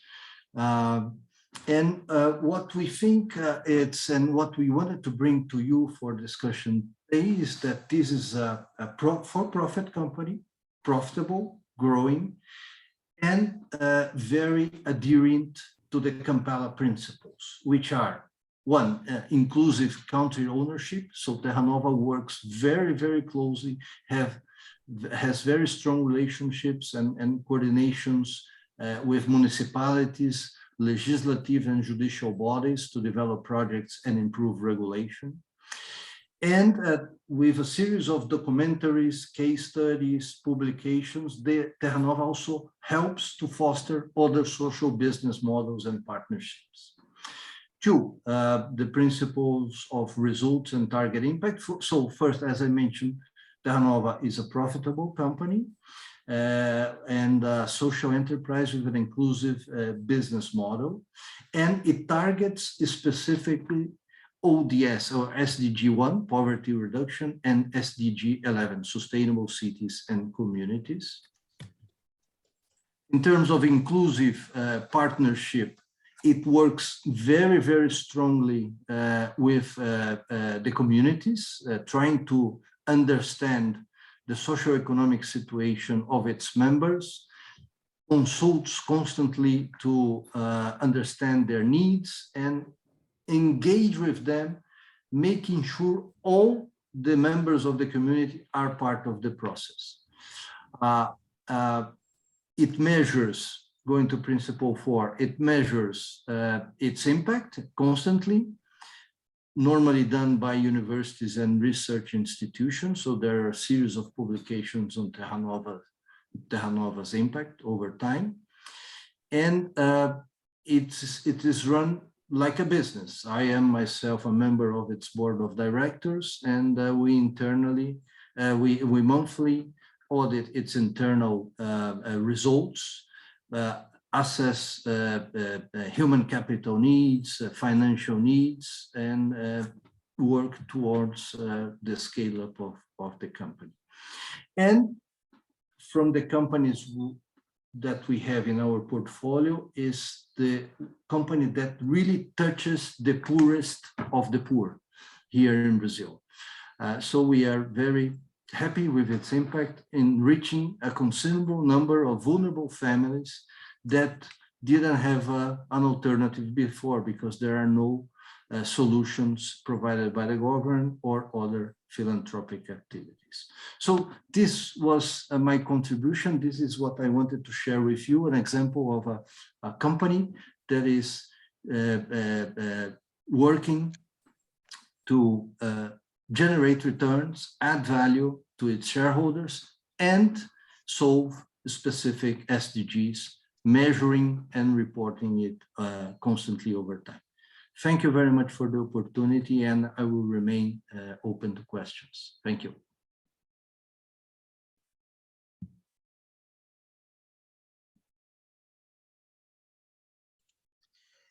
Pablo, muchísimas gracias. Excelente la exposición y te agradezco la... Thank you very much. Excellent presentation. And thank you for respecting timing.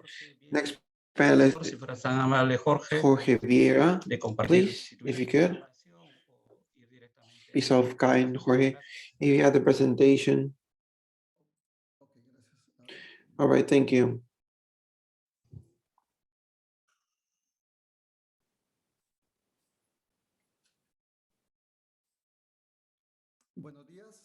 Good morning.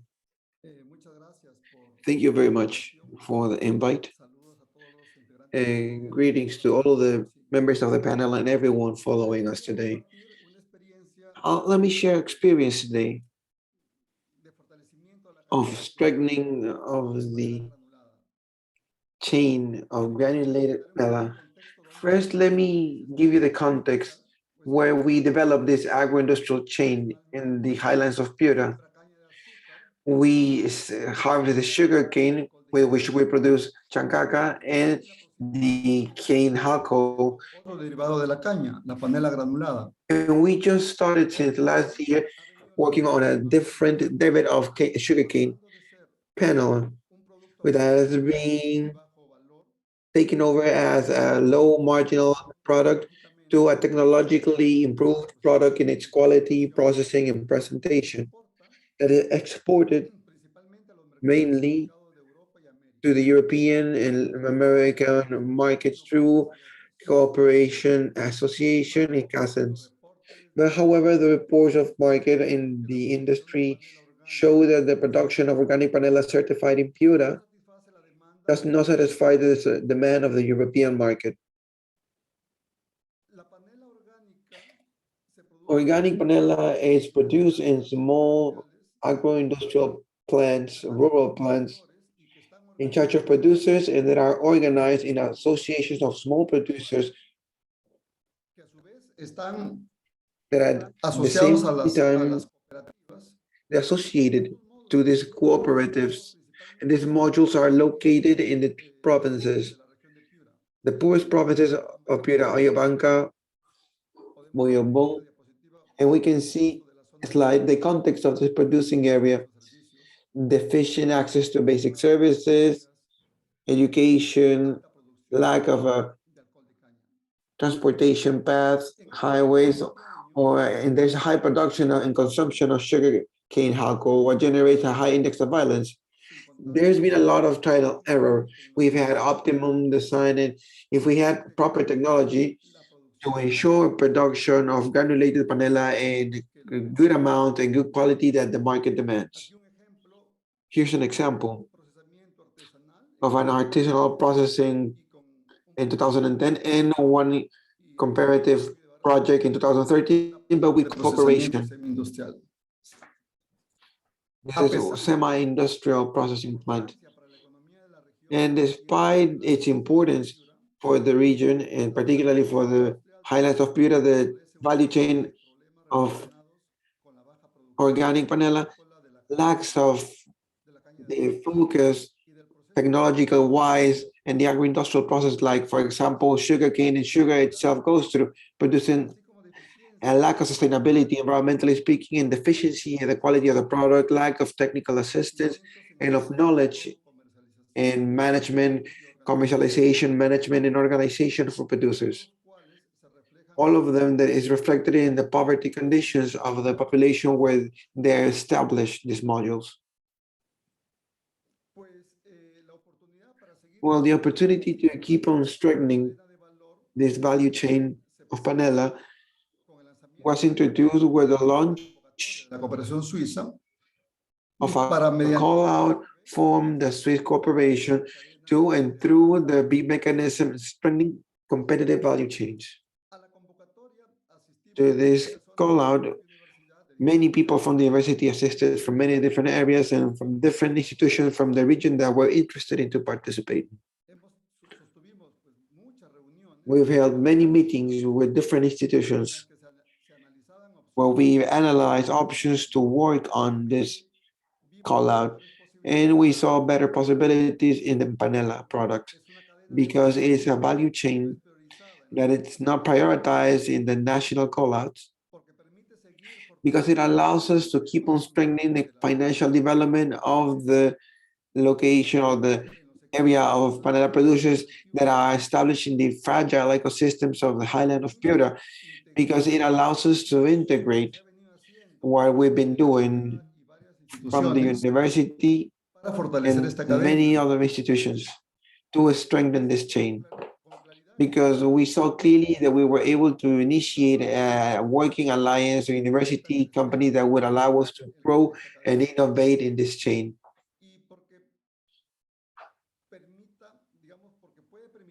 And because it allows us to have young people from the producing areas to be witness of the attractive of the productive chain and to decrease a bit of the migration of this population.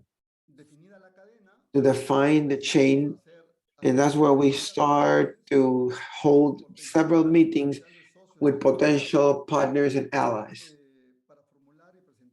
to make and introduce a proposal.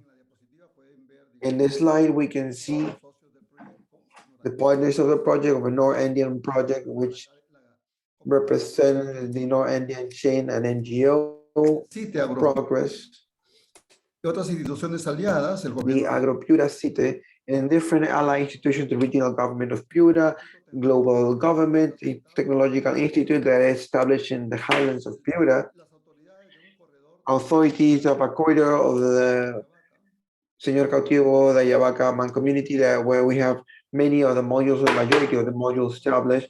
And then the business people, the Ethical Corporation, which is a commercializer, the trading, the entity in France and Italy, and then many other institutions. And of course, with the co-financing of Swiss Corporation. What I just mentioned quickly, in practice, it's not as easy to do as many of us have proven in the making of projects. But I wanted to somehow show you and focus on this side that shows us how we take this into practice, participation of different stakeholders that develop and they participate in development. Because many of us participate in this, and participating and getting to agreement has been fundamental in the previous work and in the experiences of each and one of the institutions.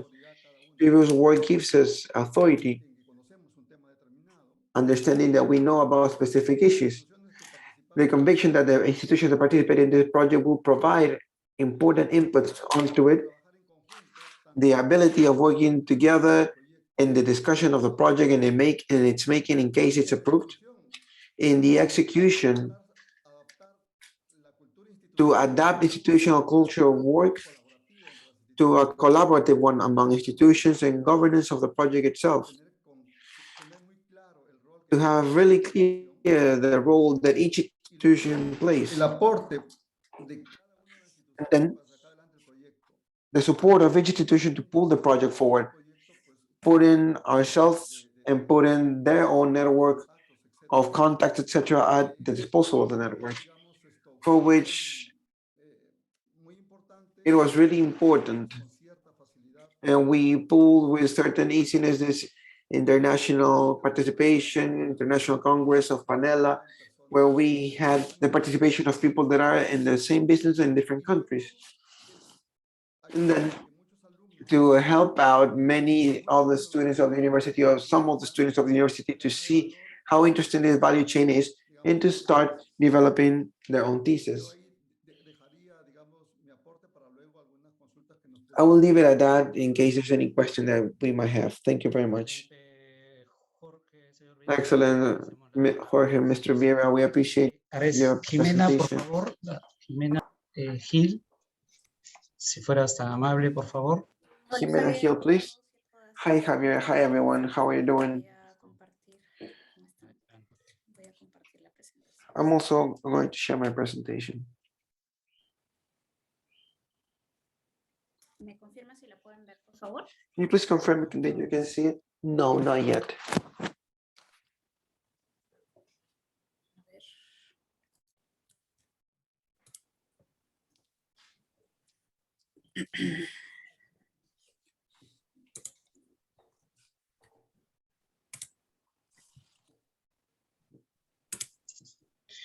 Se ve, Jimena. Sí. We can see it now, Jimena. Yes, please go ahead.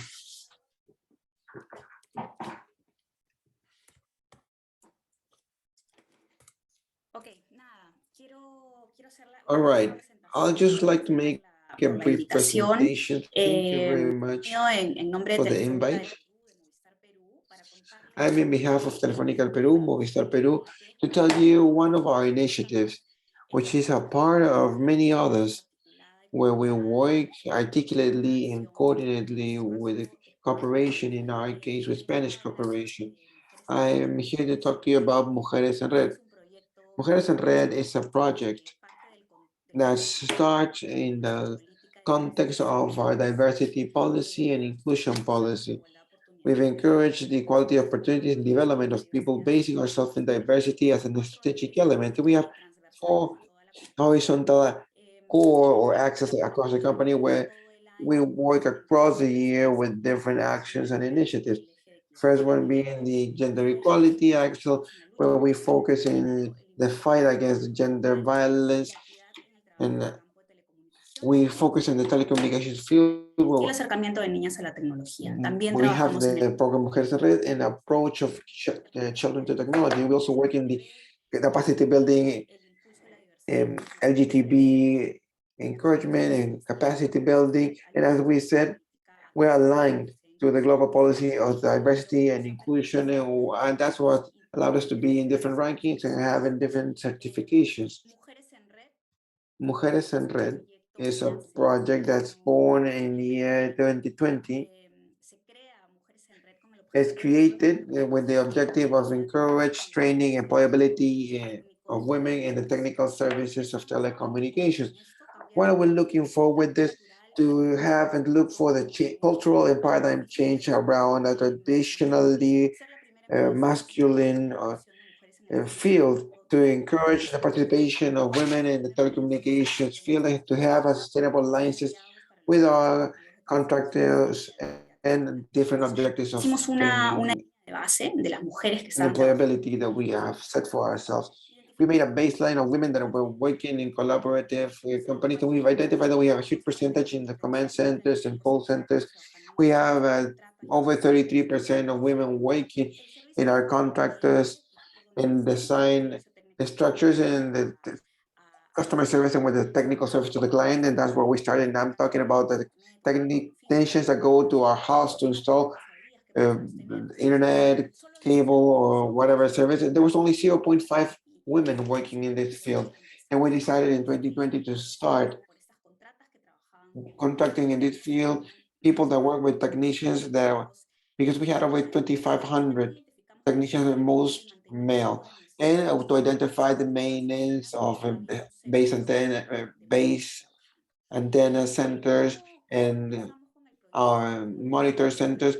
Also, was a really low employability in this area. So how were we able to achieve these goals and objectives? This has been thanks to the articulation with our allies. We start internally to project Mujeres en Red as a part of developing a diagnosis such as this is in charge of the sustainability area.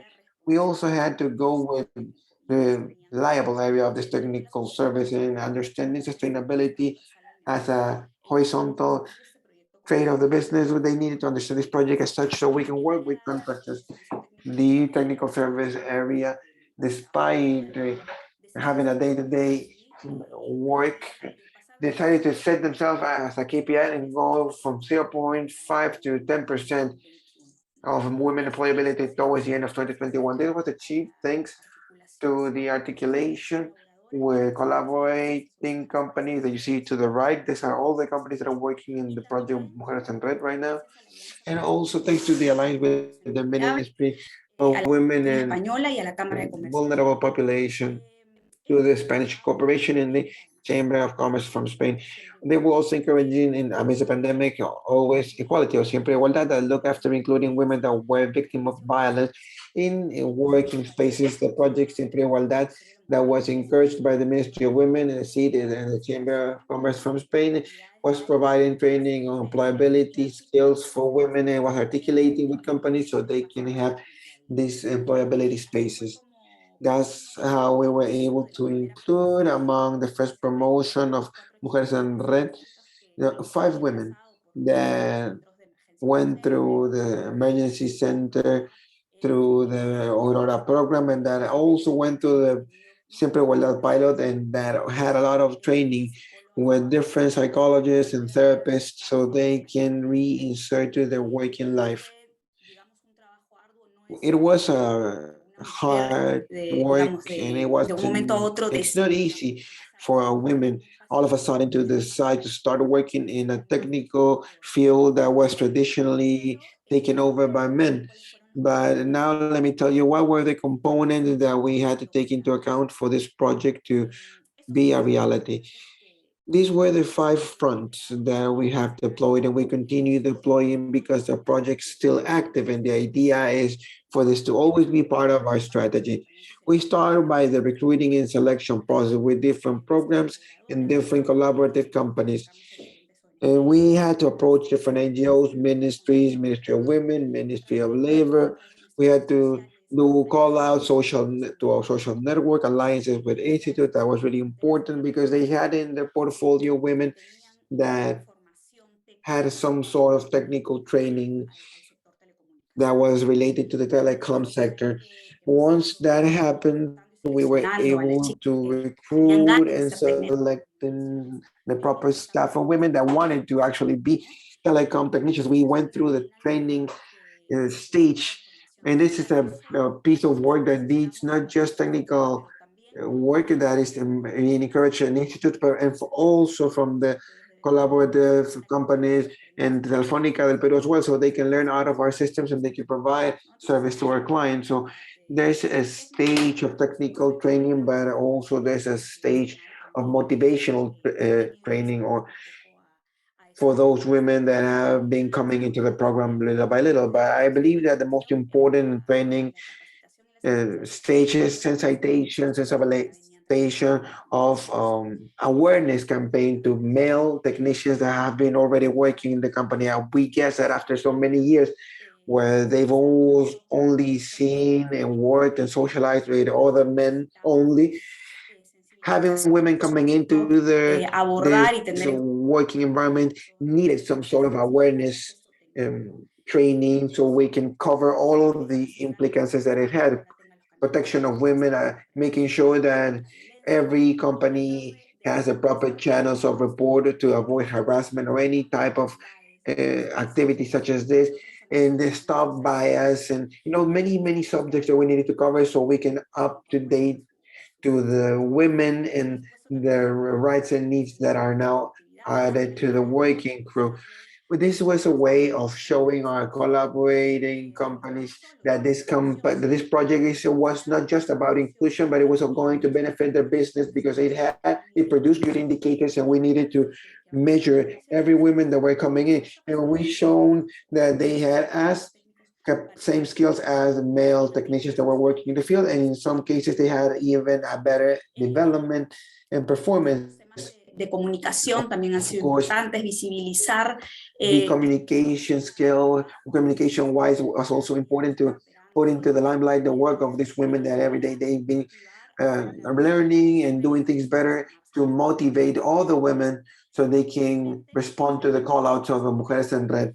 And as I mentioned, the security axle, which is really important to develop a project of this magnitude. We made sure that collaborating companies had enough safety protocols to safeguard the integrity of all the women that are a part of this project. Just a second. And this is a bit just to close out my presentation. What have been the challenges and the achievements of Mujeres en Red? In 2021, we were able to incorporate more than 10 technicians hired in Peru. The first promotion we had, in the first class, we had 5 girls, 5 women that came from the project Siempre Igualdad that was made in recovery from the cases of Centro Mujeres with the Spanish Corporation, and we've been working with this project because they've been in charge of providing training to women, motivational training, and they've also worked with technicians, and this is all a part of the articulation that we've been able to achieve. We had, by the end of last year, the good news that the project was going to be replicated in Colombia, Ecuador, and Argentina, with that same outlook to articulate with the different collaborating companies for each time more and more the telecom service, technical service as well, present and introduce same opportunities for men and women. And this year we've established to reach different areas of the company as well, like B2B, maintenance in the field, logistics. So more and more we can have more women working in our supply chain, in our technical chain of telecom. And so we can say that we are actually closing gaps in our sector. And that is also something that fills us with pride because we've been acknowledged by many different institutions. We receive awards from companies that transform Peru, Humanitarian Scotia Bank Award, Corresponsal Award, and a Good Practices Award for 2021. So this is a little bit of what I wanted to tell you, and I'm up to any question that you might have. Thank you. Jimena, thank you very much. Big challenges that Telefónica has. Ángel Rodriguez, please. And I appreciate, Jimena, that you stayed on time. Ángel, please. Hi, Javier. How are you doing? Good morning.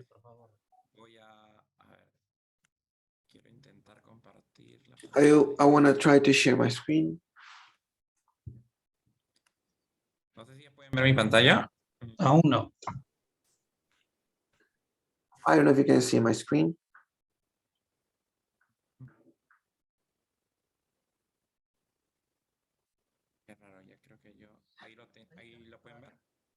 I think you can see that. Okay, we can see that. Perfect. How are you doing? It's a real pleasure to greet you on behalf of Cencosud Peru through our brands such as Wong and Metro in the shopping centers and ESP.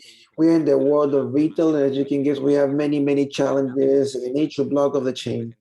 And before introducing to this beautiful project that we worked during the quarantine with UNDP and the Ministry of Women, I wanted to tell you where all these initiatives of sustainability come from.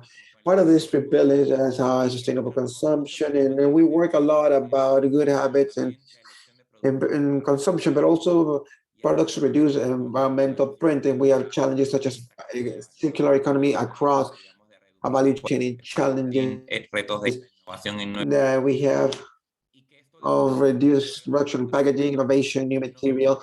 And we're going to tell you a bit of the landmarks, but we are not able to achieve them if not in alliance. The environmental matters that go after the impact that we have in an operation as such. And finally, our value chain that our collaborators include and our suppliers to our communities. And that's a bit of the program that I will tell you about today. About the responsible consumption, as I was saying, our challenges of circular economy, we work really closely with the Ministry of the Environment. We work in relationship with like with the bank of the food bank, localities and allies and brands that work with us. And why am I introducing it as such? Because Cencosud is in over 95 stores in different districts nationwide. And at the end, we work directly with our neighbors and with our clients. This is a business, it's the business to consumer type of business. So we need to see how we improve responsible El año pasado fuimos consumption el primer supermercado en firmar un in acuerdo collaboration and the participation of everyone. Last year, we were the first supermarket to sign in a production agreement with Minam, promising and committing to reduction goals and to improve the reduction programs of municipalities alongside Miraflores, regional governments of Ica, municipality of Jesus Maria, how we integrate the strategy that have been working with their neighbors through beach cleansing, residue program, formalization of the recycling chain with NGOs as Ciudad Saludable, and how our suppliers like Cover and Procter, who are that we have in our portfolio, generate a general and responsible consumption as well. We have 100 tons of recovered from all the stores, from ministries, municipalities, and brands, over 50 points of clean points that we call it. We wanted to integrate the chains of residue in Cajamarca, and Ica, and Chiclayo, and Piura, which are generally regions that don't have yet this type of capacity to strengthen as they would like. Anyway, food-wise, we also generate circular economy and try to rescue with the food bank to try and feed different common cafeterias and public feeders of the region. When we talk about environment, and this is a lengthy work on how do we improve our packaging that has less environmental print and this plastic that we have recycled. And we were telling you with the work with municipalities, how this comes back to our business. And we would like to tell you also that this plastic that you see here, the packaging to package chicken, meat, or some perishables, now have 50% of recycled resin out of consumption. This is obtained out of this recycling process that we worked with the states. And how do we as companies, we reuse them in our process? And this allows us that we can continue recycling different materials such as cardboard, residue, or waste oil, plastic, and promoting a circular economy. Also, when I'm telling you that we work in matters of waste and circular economy, it's not the company only that needs to operate, but it's a whole system. Formal recyclers, neighbors, municipalities, government overall, and also allied brands that are those that we relate with. And just to come into the project itself that we've been working in Peru throughout our value chain, as we were saying, we have all the providers and suppliers chain in the community side. Since it started, or since COVID started in the quarantine, we had a lot of challenges in matters of how to promote and care for this group of people. We've worked with many different organizations, and first in entrepreneurial matters, we promoted shopping center fairs with UNDP, providing them space so they can sell their products, integrate, change, and networks that UNDP has been working already in the Amazon. How can this darles no solamente el espacio, sino todo el acompañamiento para and how can we penetrate these markets, not just to give them space, but actually the whole joining, so this the sales happen. And then that didn't just happen last year, but this year as well, with the program of women into this type of financial programs.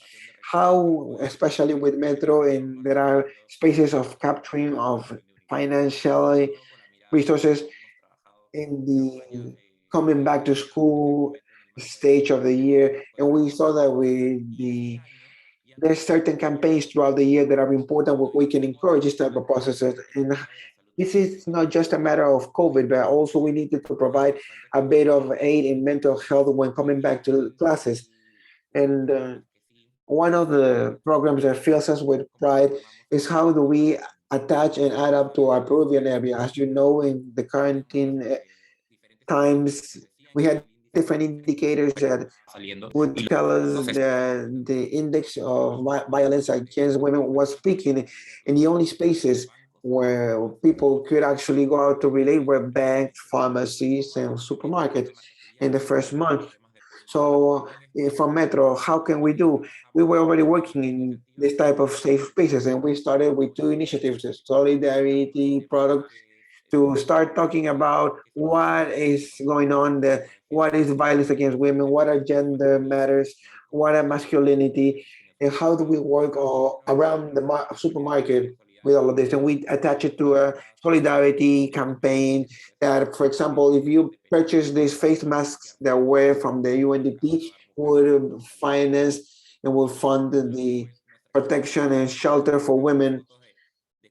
And we have pictures of how we carried out this solidarity sale in the framework of the pandemic. In the second block, what is launching. Más allá de la comunicación, cómo Metro se volvió. The program No Está Sola, beyond communication, how Metro became a safe space and a space for people to be able to report cases. This was alongside an attention protocol and a protocol that also the Spanish corporation added themselves to as local police stations. And this meant to find first these allies in operation in our stores in Metro, how to train them, because there was a whole onboarding about gender topics, masculinity, a whole onboarding of how are we agents of change and preventive topics and how they need to go through this violence matters. And this makes people become articulators of state services. And working with the Ministry of Women, we said it's difficult because the quarantine, we might have come into this attention mujer center, and how can they go to a supermarket that's easier to attend to and to report? And even if they don't want to report, and even if you're a witness, igual de cercana, ¿no? How can they act and receive information, and how to receive this information from somebody that's close? And for this project, we started out in 6 stores in 6 districts of San Juan de Lurigancho, San Juan de Miraflores, downtown Lima. We started with the process of training, then with the process of integrating local police stations so they can have the phone numbers of these places, and how can they receive cases and connect them with the closest women attention center. So that was a bit of our action protocol training. And this was facing our collaborators. How was this report file? How was this, or how will you apply to this or use the soft skills to withhold or to talk to somebody that was a victim of gender violence? How can you provide information? Even these were pictures of how the UNDP's team and alongside the Minister of the Women joined us throughout the training of our collaborators of customer service. And something important of alliances is Ya saben que un supermercado. How do we add up our efforts? You know that a supermarket, we know we have people that are already prone or they have the skills for customer service. We already have the space. Now we have a high inflow of people. How these spaces become safe spaces, and with these skills, we can only include this lessons so we can have this working more in a more optimal way. This is the information that we give our clients in the centers of attention. There was a whole branding thing. The corridor areas you saw in the first picture, we had areas or hallways where we are aiming to a female audience. We hadn't branded how to report, what information you should know about gender violence. This is an initiative that has worked quite well in communication or internal communication amidst and among our collaborators. They evaluate and also our clients. And for this year, we want to grow with UNDP to new districts. We want to spread our action. And we want to go to RIMAC that we've also been identifying as centers.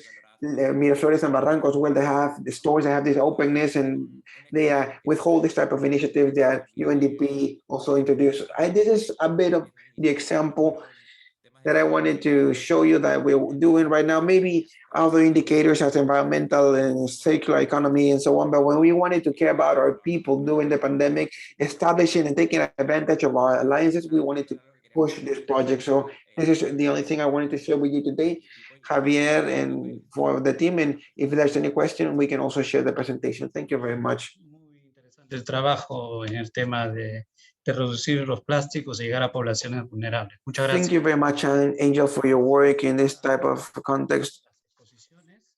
To continue with our presentations, we will now listen to Miguel Vargas for his presentation. Thanks very much, Javier.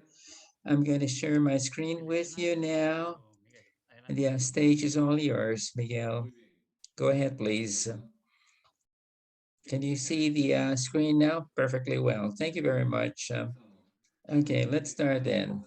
To begin with, good morning, good afternoon, everybody. I'm pleased to share with you a project that we have been carrying out at the Banks Association on the articulation among multiple stakeholders that we have been discussing so far this morning.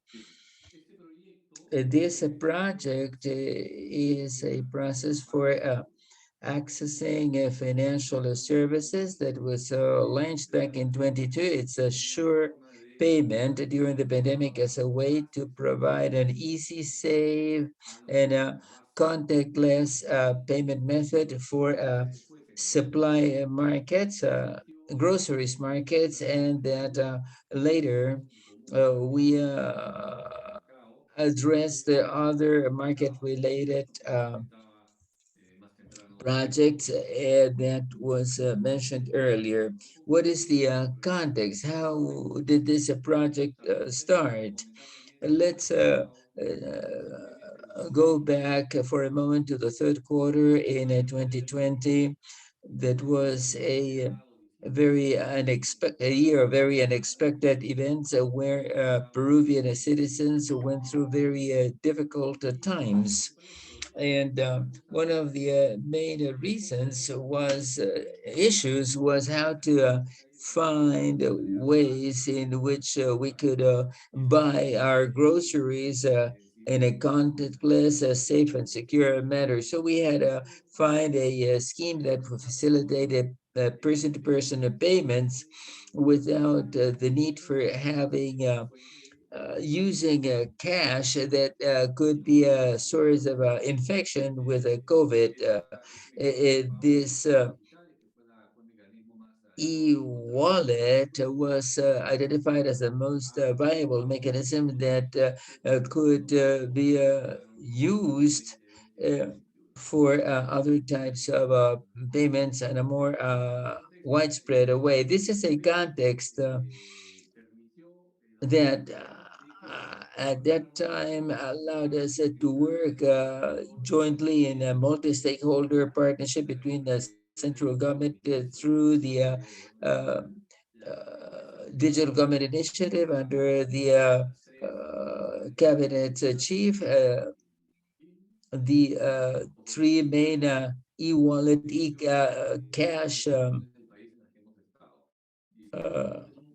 mechanisms, Jet, Plin, and Turkey, and the regional governments, so that it shows how we can create through articulated efforts much value for citizens. What did we do then? We started to introduce digital wallets, e-wallets, as the safe payment method. These are some of the actors that were involved in this, not just the cabinet chief's office that allowed us to reach the municipalities. We prepared a map of the main groceries markets in the main areas of Peru, and through that we organized meetings with regional governments and the three digital wallets, e-wallets, Yepitonki and BIM, Ling, that despite the fact that they were competitors, they worked jointly in this project to create a greater well-being for the society. Great, certainly, that was charged with preparing the clear indicators of the project's impacts. And along the way, we have found also UNDP and their innovation in your market project, which included, among other objectives, to bring a safe payment method and thus foster bankerization and financial inclusion through digital means, so that micro entrepreneurs and merchants who were not necessarily directed to women, but to foster their digital inclusion. What is this Paga Seguro project? It's the way in which,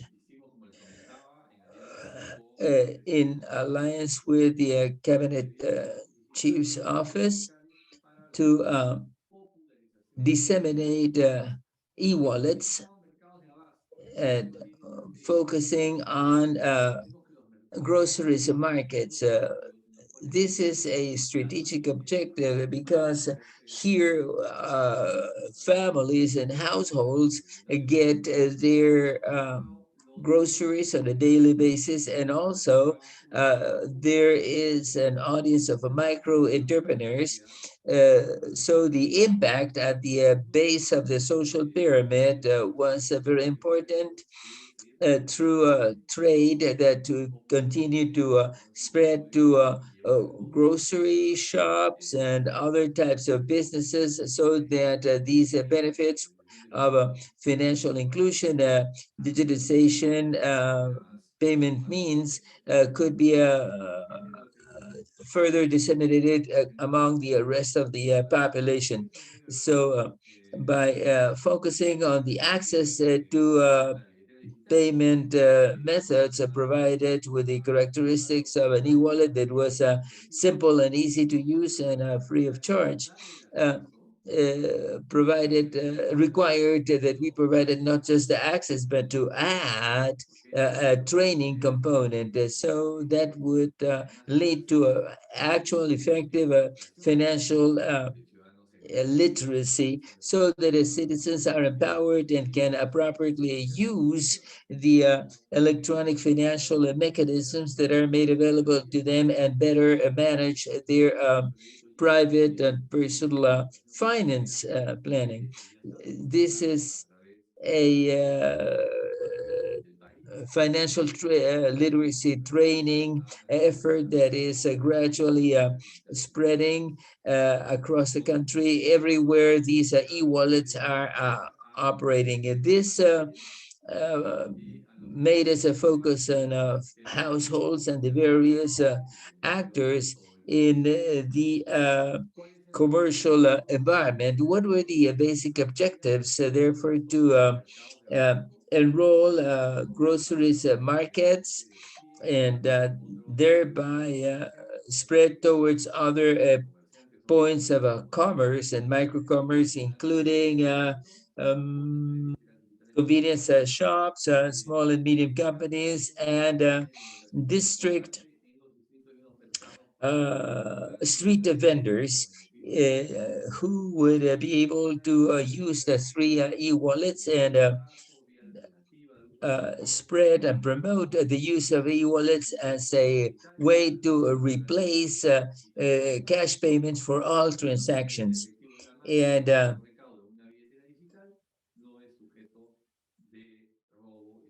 also it adds to the secure transactions by the involved participants. The project components are shown here. In the first place, enrolling market outlets in districts. We discussed with the local district authorities, and we prepared a plan to reach the various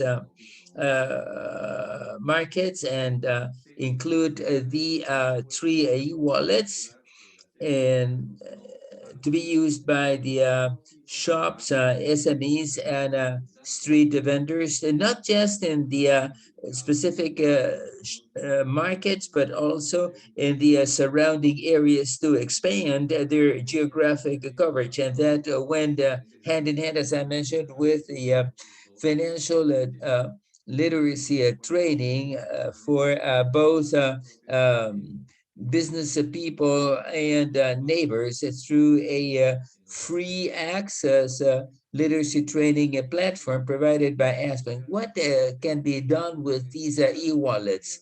This was a particularly powerful tool during the pandemics, because it was used not only as a safe method of payment because it is not required opening a bank account. All that's needed is to download the application to the smartphone, and that allows to make contactless payments that you have done before, and that we see a very now we are very pleased to see that many other users are have downloaded this application, like cab drivers, for instance, and that also allows to withdraw cash free of a charge. So we can see that the crisis that we went through for a couple of years, we were able to foster a tool as our e-wallets that contributed to economic recovery, because it provided traders and merchants for engage in transactions, like for instance delivery services, and that also help to foster financial inclusions, because a bank account is no longer needed. It is enough to download the app to a smartphone, and it also fosters digital inclusions for families that buy at groceries markets and the grocers themselves.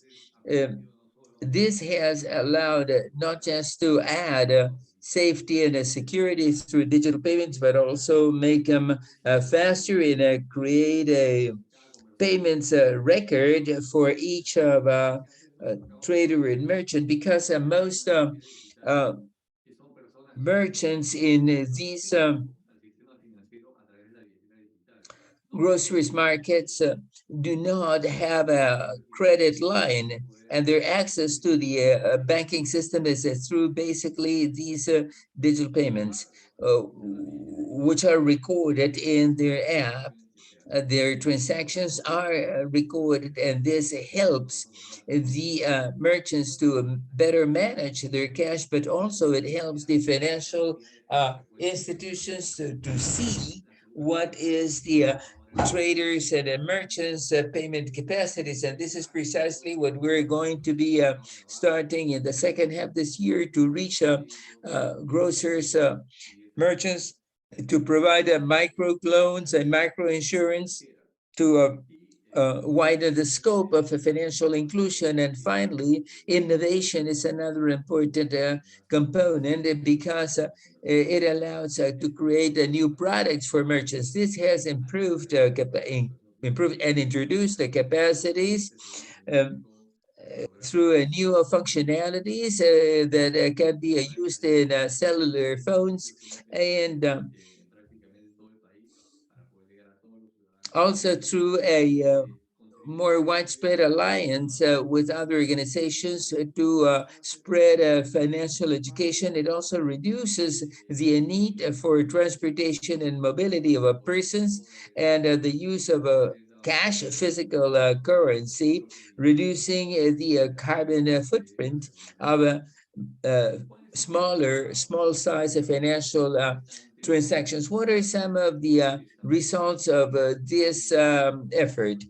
This project reached 229 markets in 13 districts in metropolitan Lima, among which are the most important wholesale markets, and the 12 regions across Peru that are shown here in this map. The objective is that this year we will cover the entire country, and the main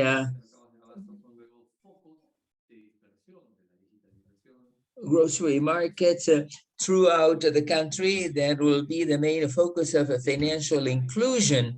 We have together with Grady, our research think tank partner, has found that an e-wallet is used initially by, say, 10 out of every 100 outlets, but in 6 weeks that doubles, and in another 6 weeks that doubles again, because people realize the advantages of using these e-wallets, and these advantages are spread out to other, and also these the digital wallets were used for receiving the government's recovery bonuses, and in 2020 and 2021 we also joined the Innova to Mercado. That was a project that was focused in certain regions and markets across in Peru, as shown here. But then we, through this new alliance, we joined the project, and the preliminary findings are that the popularization of e-wallets requires the articulated effort, joint effort of central government and local governments and municipalities and the private sector. This has allowed us to reach the entire countries, and also with the cooperation, international cooperations and other related projects. The second finding is that it has created and permitted to better manage knowledge. The data that was gathered makes us expect that the impact on the people across Peru will continue to expand, in particular the non-included financially not included, excluded population through this comprehensive and territory-based approach allowed us to work in a coordination with local governments and the central government. So basically, this is the Paga Seguro Safe Payments project that clearly shows the importance of this multi-stakeholder association between the private and public sector and international cooperation, and undoubtedly with the objective that nobody will be left behind, but quite the contrary, to include the population, micro traders and merchants, to add value for people, foster financial literacy and financial inclusion, so that they can better plan and manage their financial personal finances and their business development. Thank you very much, Miguel. And thanks very much to all the panelists. The presentations have been very clear, and I would like to highlight the love for these projects that has been evident from the presentations, the initiatives and efforts that they're engaged in. These presentations have been very clear, so my role is kind of difficult, but I will try to, however, systematize or find points of convergence among the panelists, and tell also the panelists that later we will be sharing these presentations by email, and companies, institutions, organizations that have presented here today highlight that the building alliances is key in creating these programs and projects, but that also require that their own practices, institutional practices, be modified, like for instance in the programs targeting women or any other projects, also require that or move companies to change their own internal practices. This is an important consideration when it comes to organizations changes. They have also highlighted that beyond their own work as companies or corporations, they can work with commercial partners or suppliers, and that also requires a change, because the impact of their own programs goes hand in hand, or requires that they talk to and articulate with their own suppliers.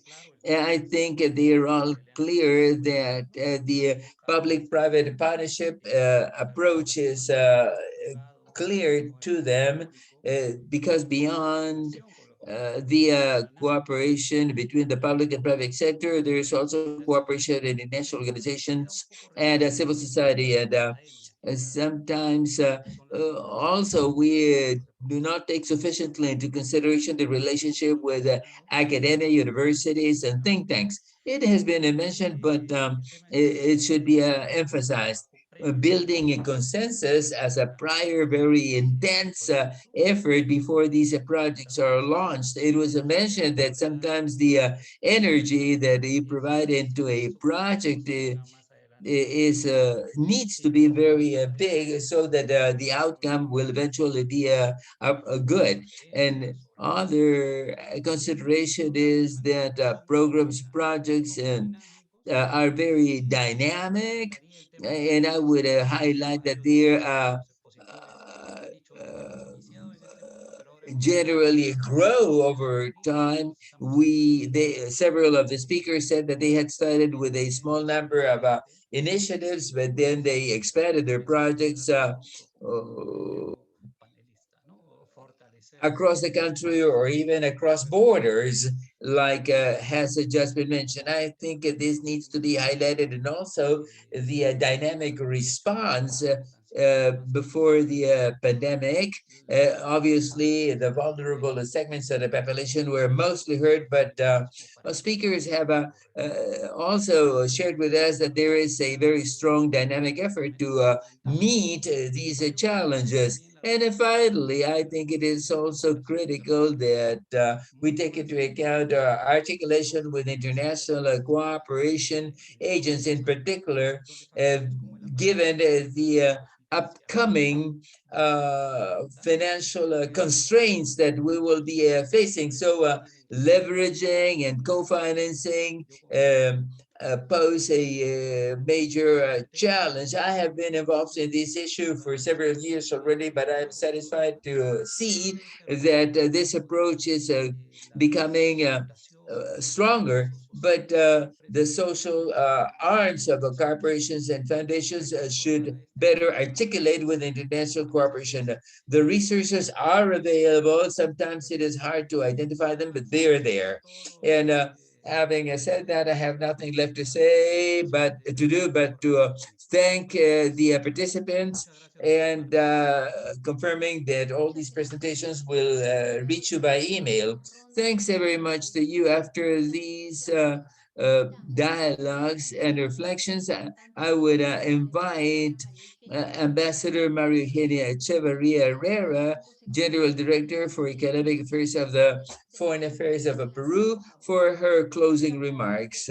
Yes, I hope that you will have enough willingness and strength to listen to these final thoughts I wanted to share with you. I wanted to thank all the participants and members of the various sectors that were present here. I would like to start by congratulating APSIP for this outstanding initiative. I would like to highlight some things that I heard throughout these morning's presentations concerning the advantages and the challenges of a multi-stakeholder global presentation that involved in this private public sector and international cooperation alliance that we have focused during this debate. The advantages of involving the private sector include, obviously, perhaps that it allows to expand the availability of resources for countries like ourselves that are medium high income countries in a backdrop of diminishing access to resources, and also take into account that there are still very important structural gaps that have to be narrowed. But as Ambassador Gas clearly mentioned, it is not just necessarily a fact that we require more resources, but also because this involvement of various stakeholders allow allows to include more responsible private sector business models with a view at fostering development.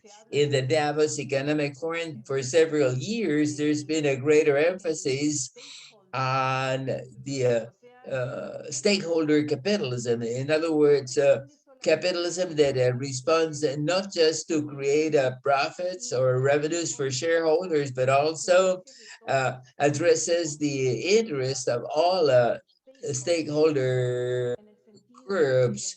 In this sense, that companies should not only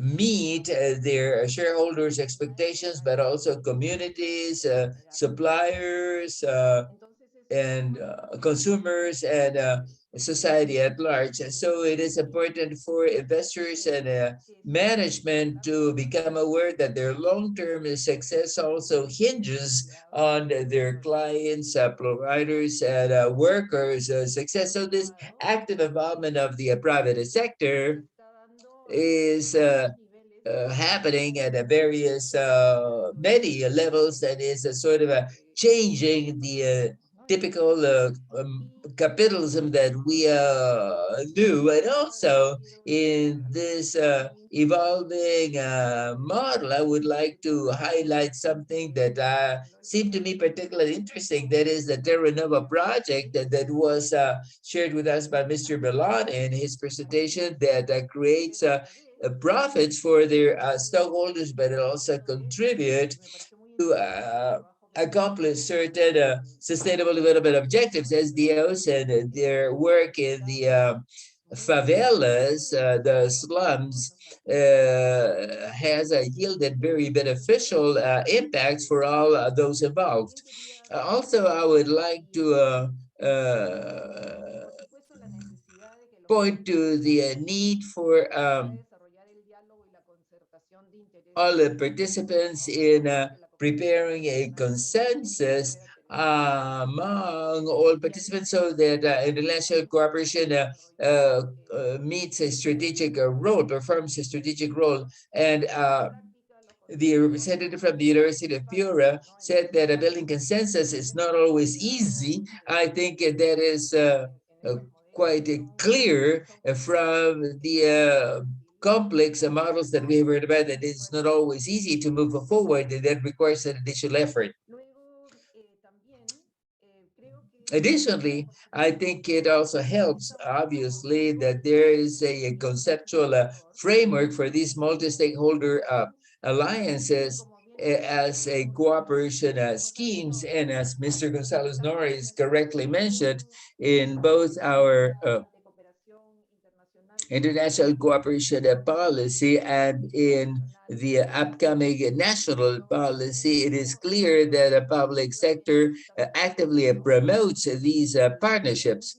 And in the latest report on situation and trends in cooperation, as was mentioned in the opening works by the agency's executive director, we have identified a number of projects that could evolve within this scheme, but it's also as important the role of certain actors. And I would like to highlight what is mentioned by Bettina Voss from the UNDP about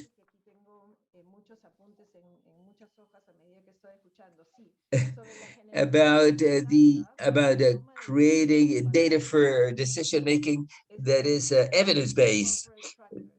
The SDG corporate tracker that seemed to be particularly important because it is critical to assess and systematize both successful and failed experiences, because that'll be very useful for anyone that needs to that wants to adopt this work scheme. And also, I would like to highlight the role of international cooperation agencies.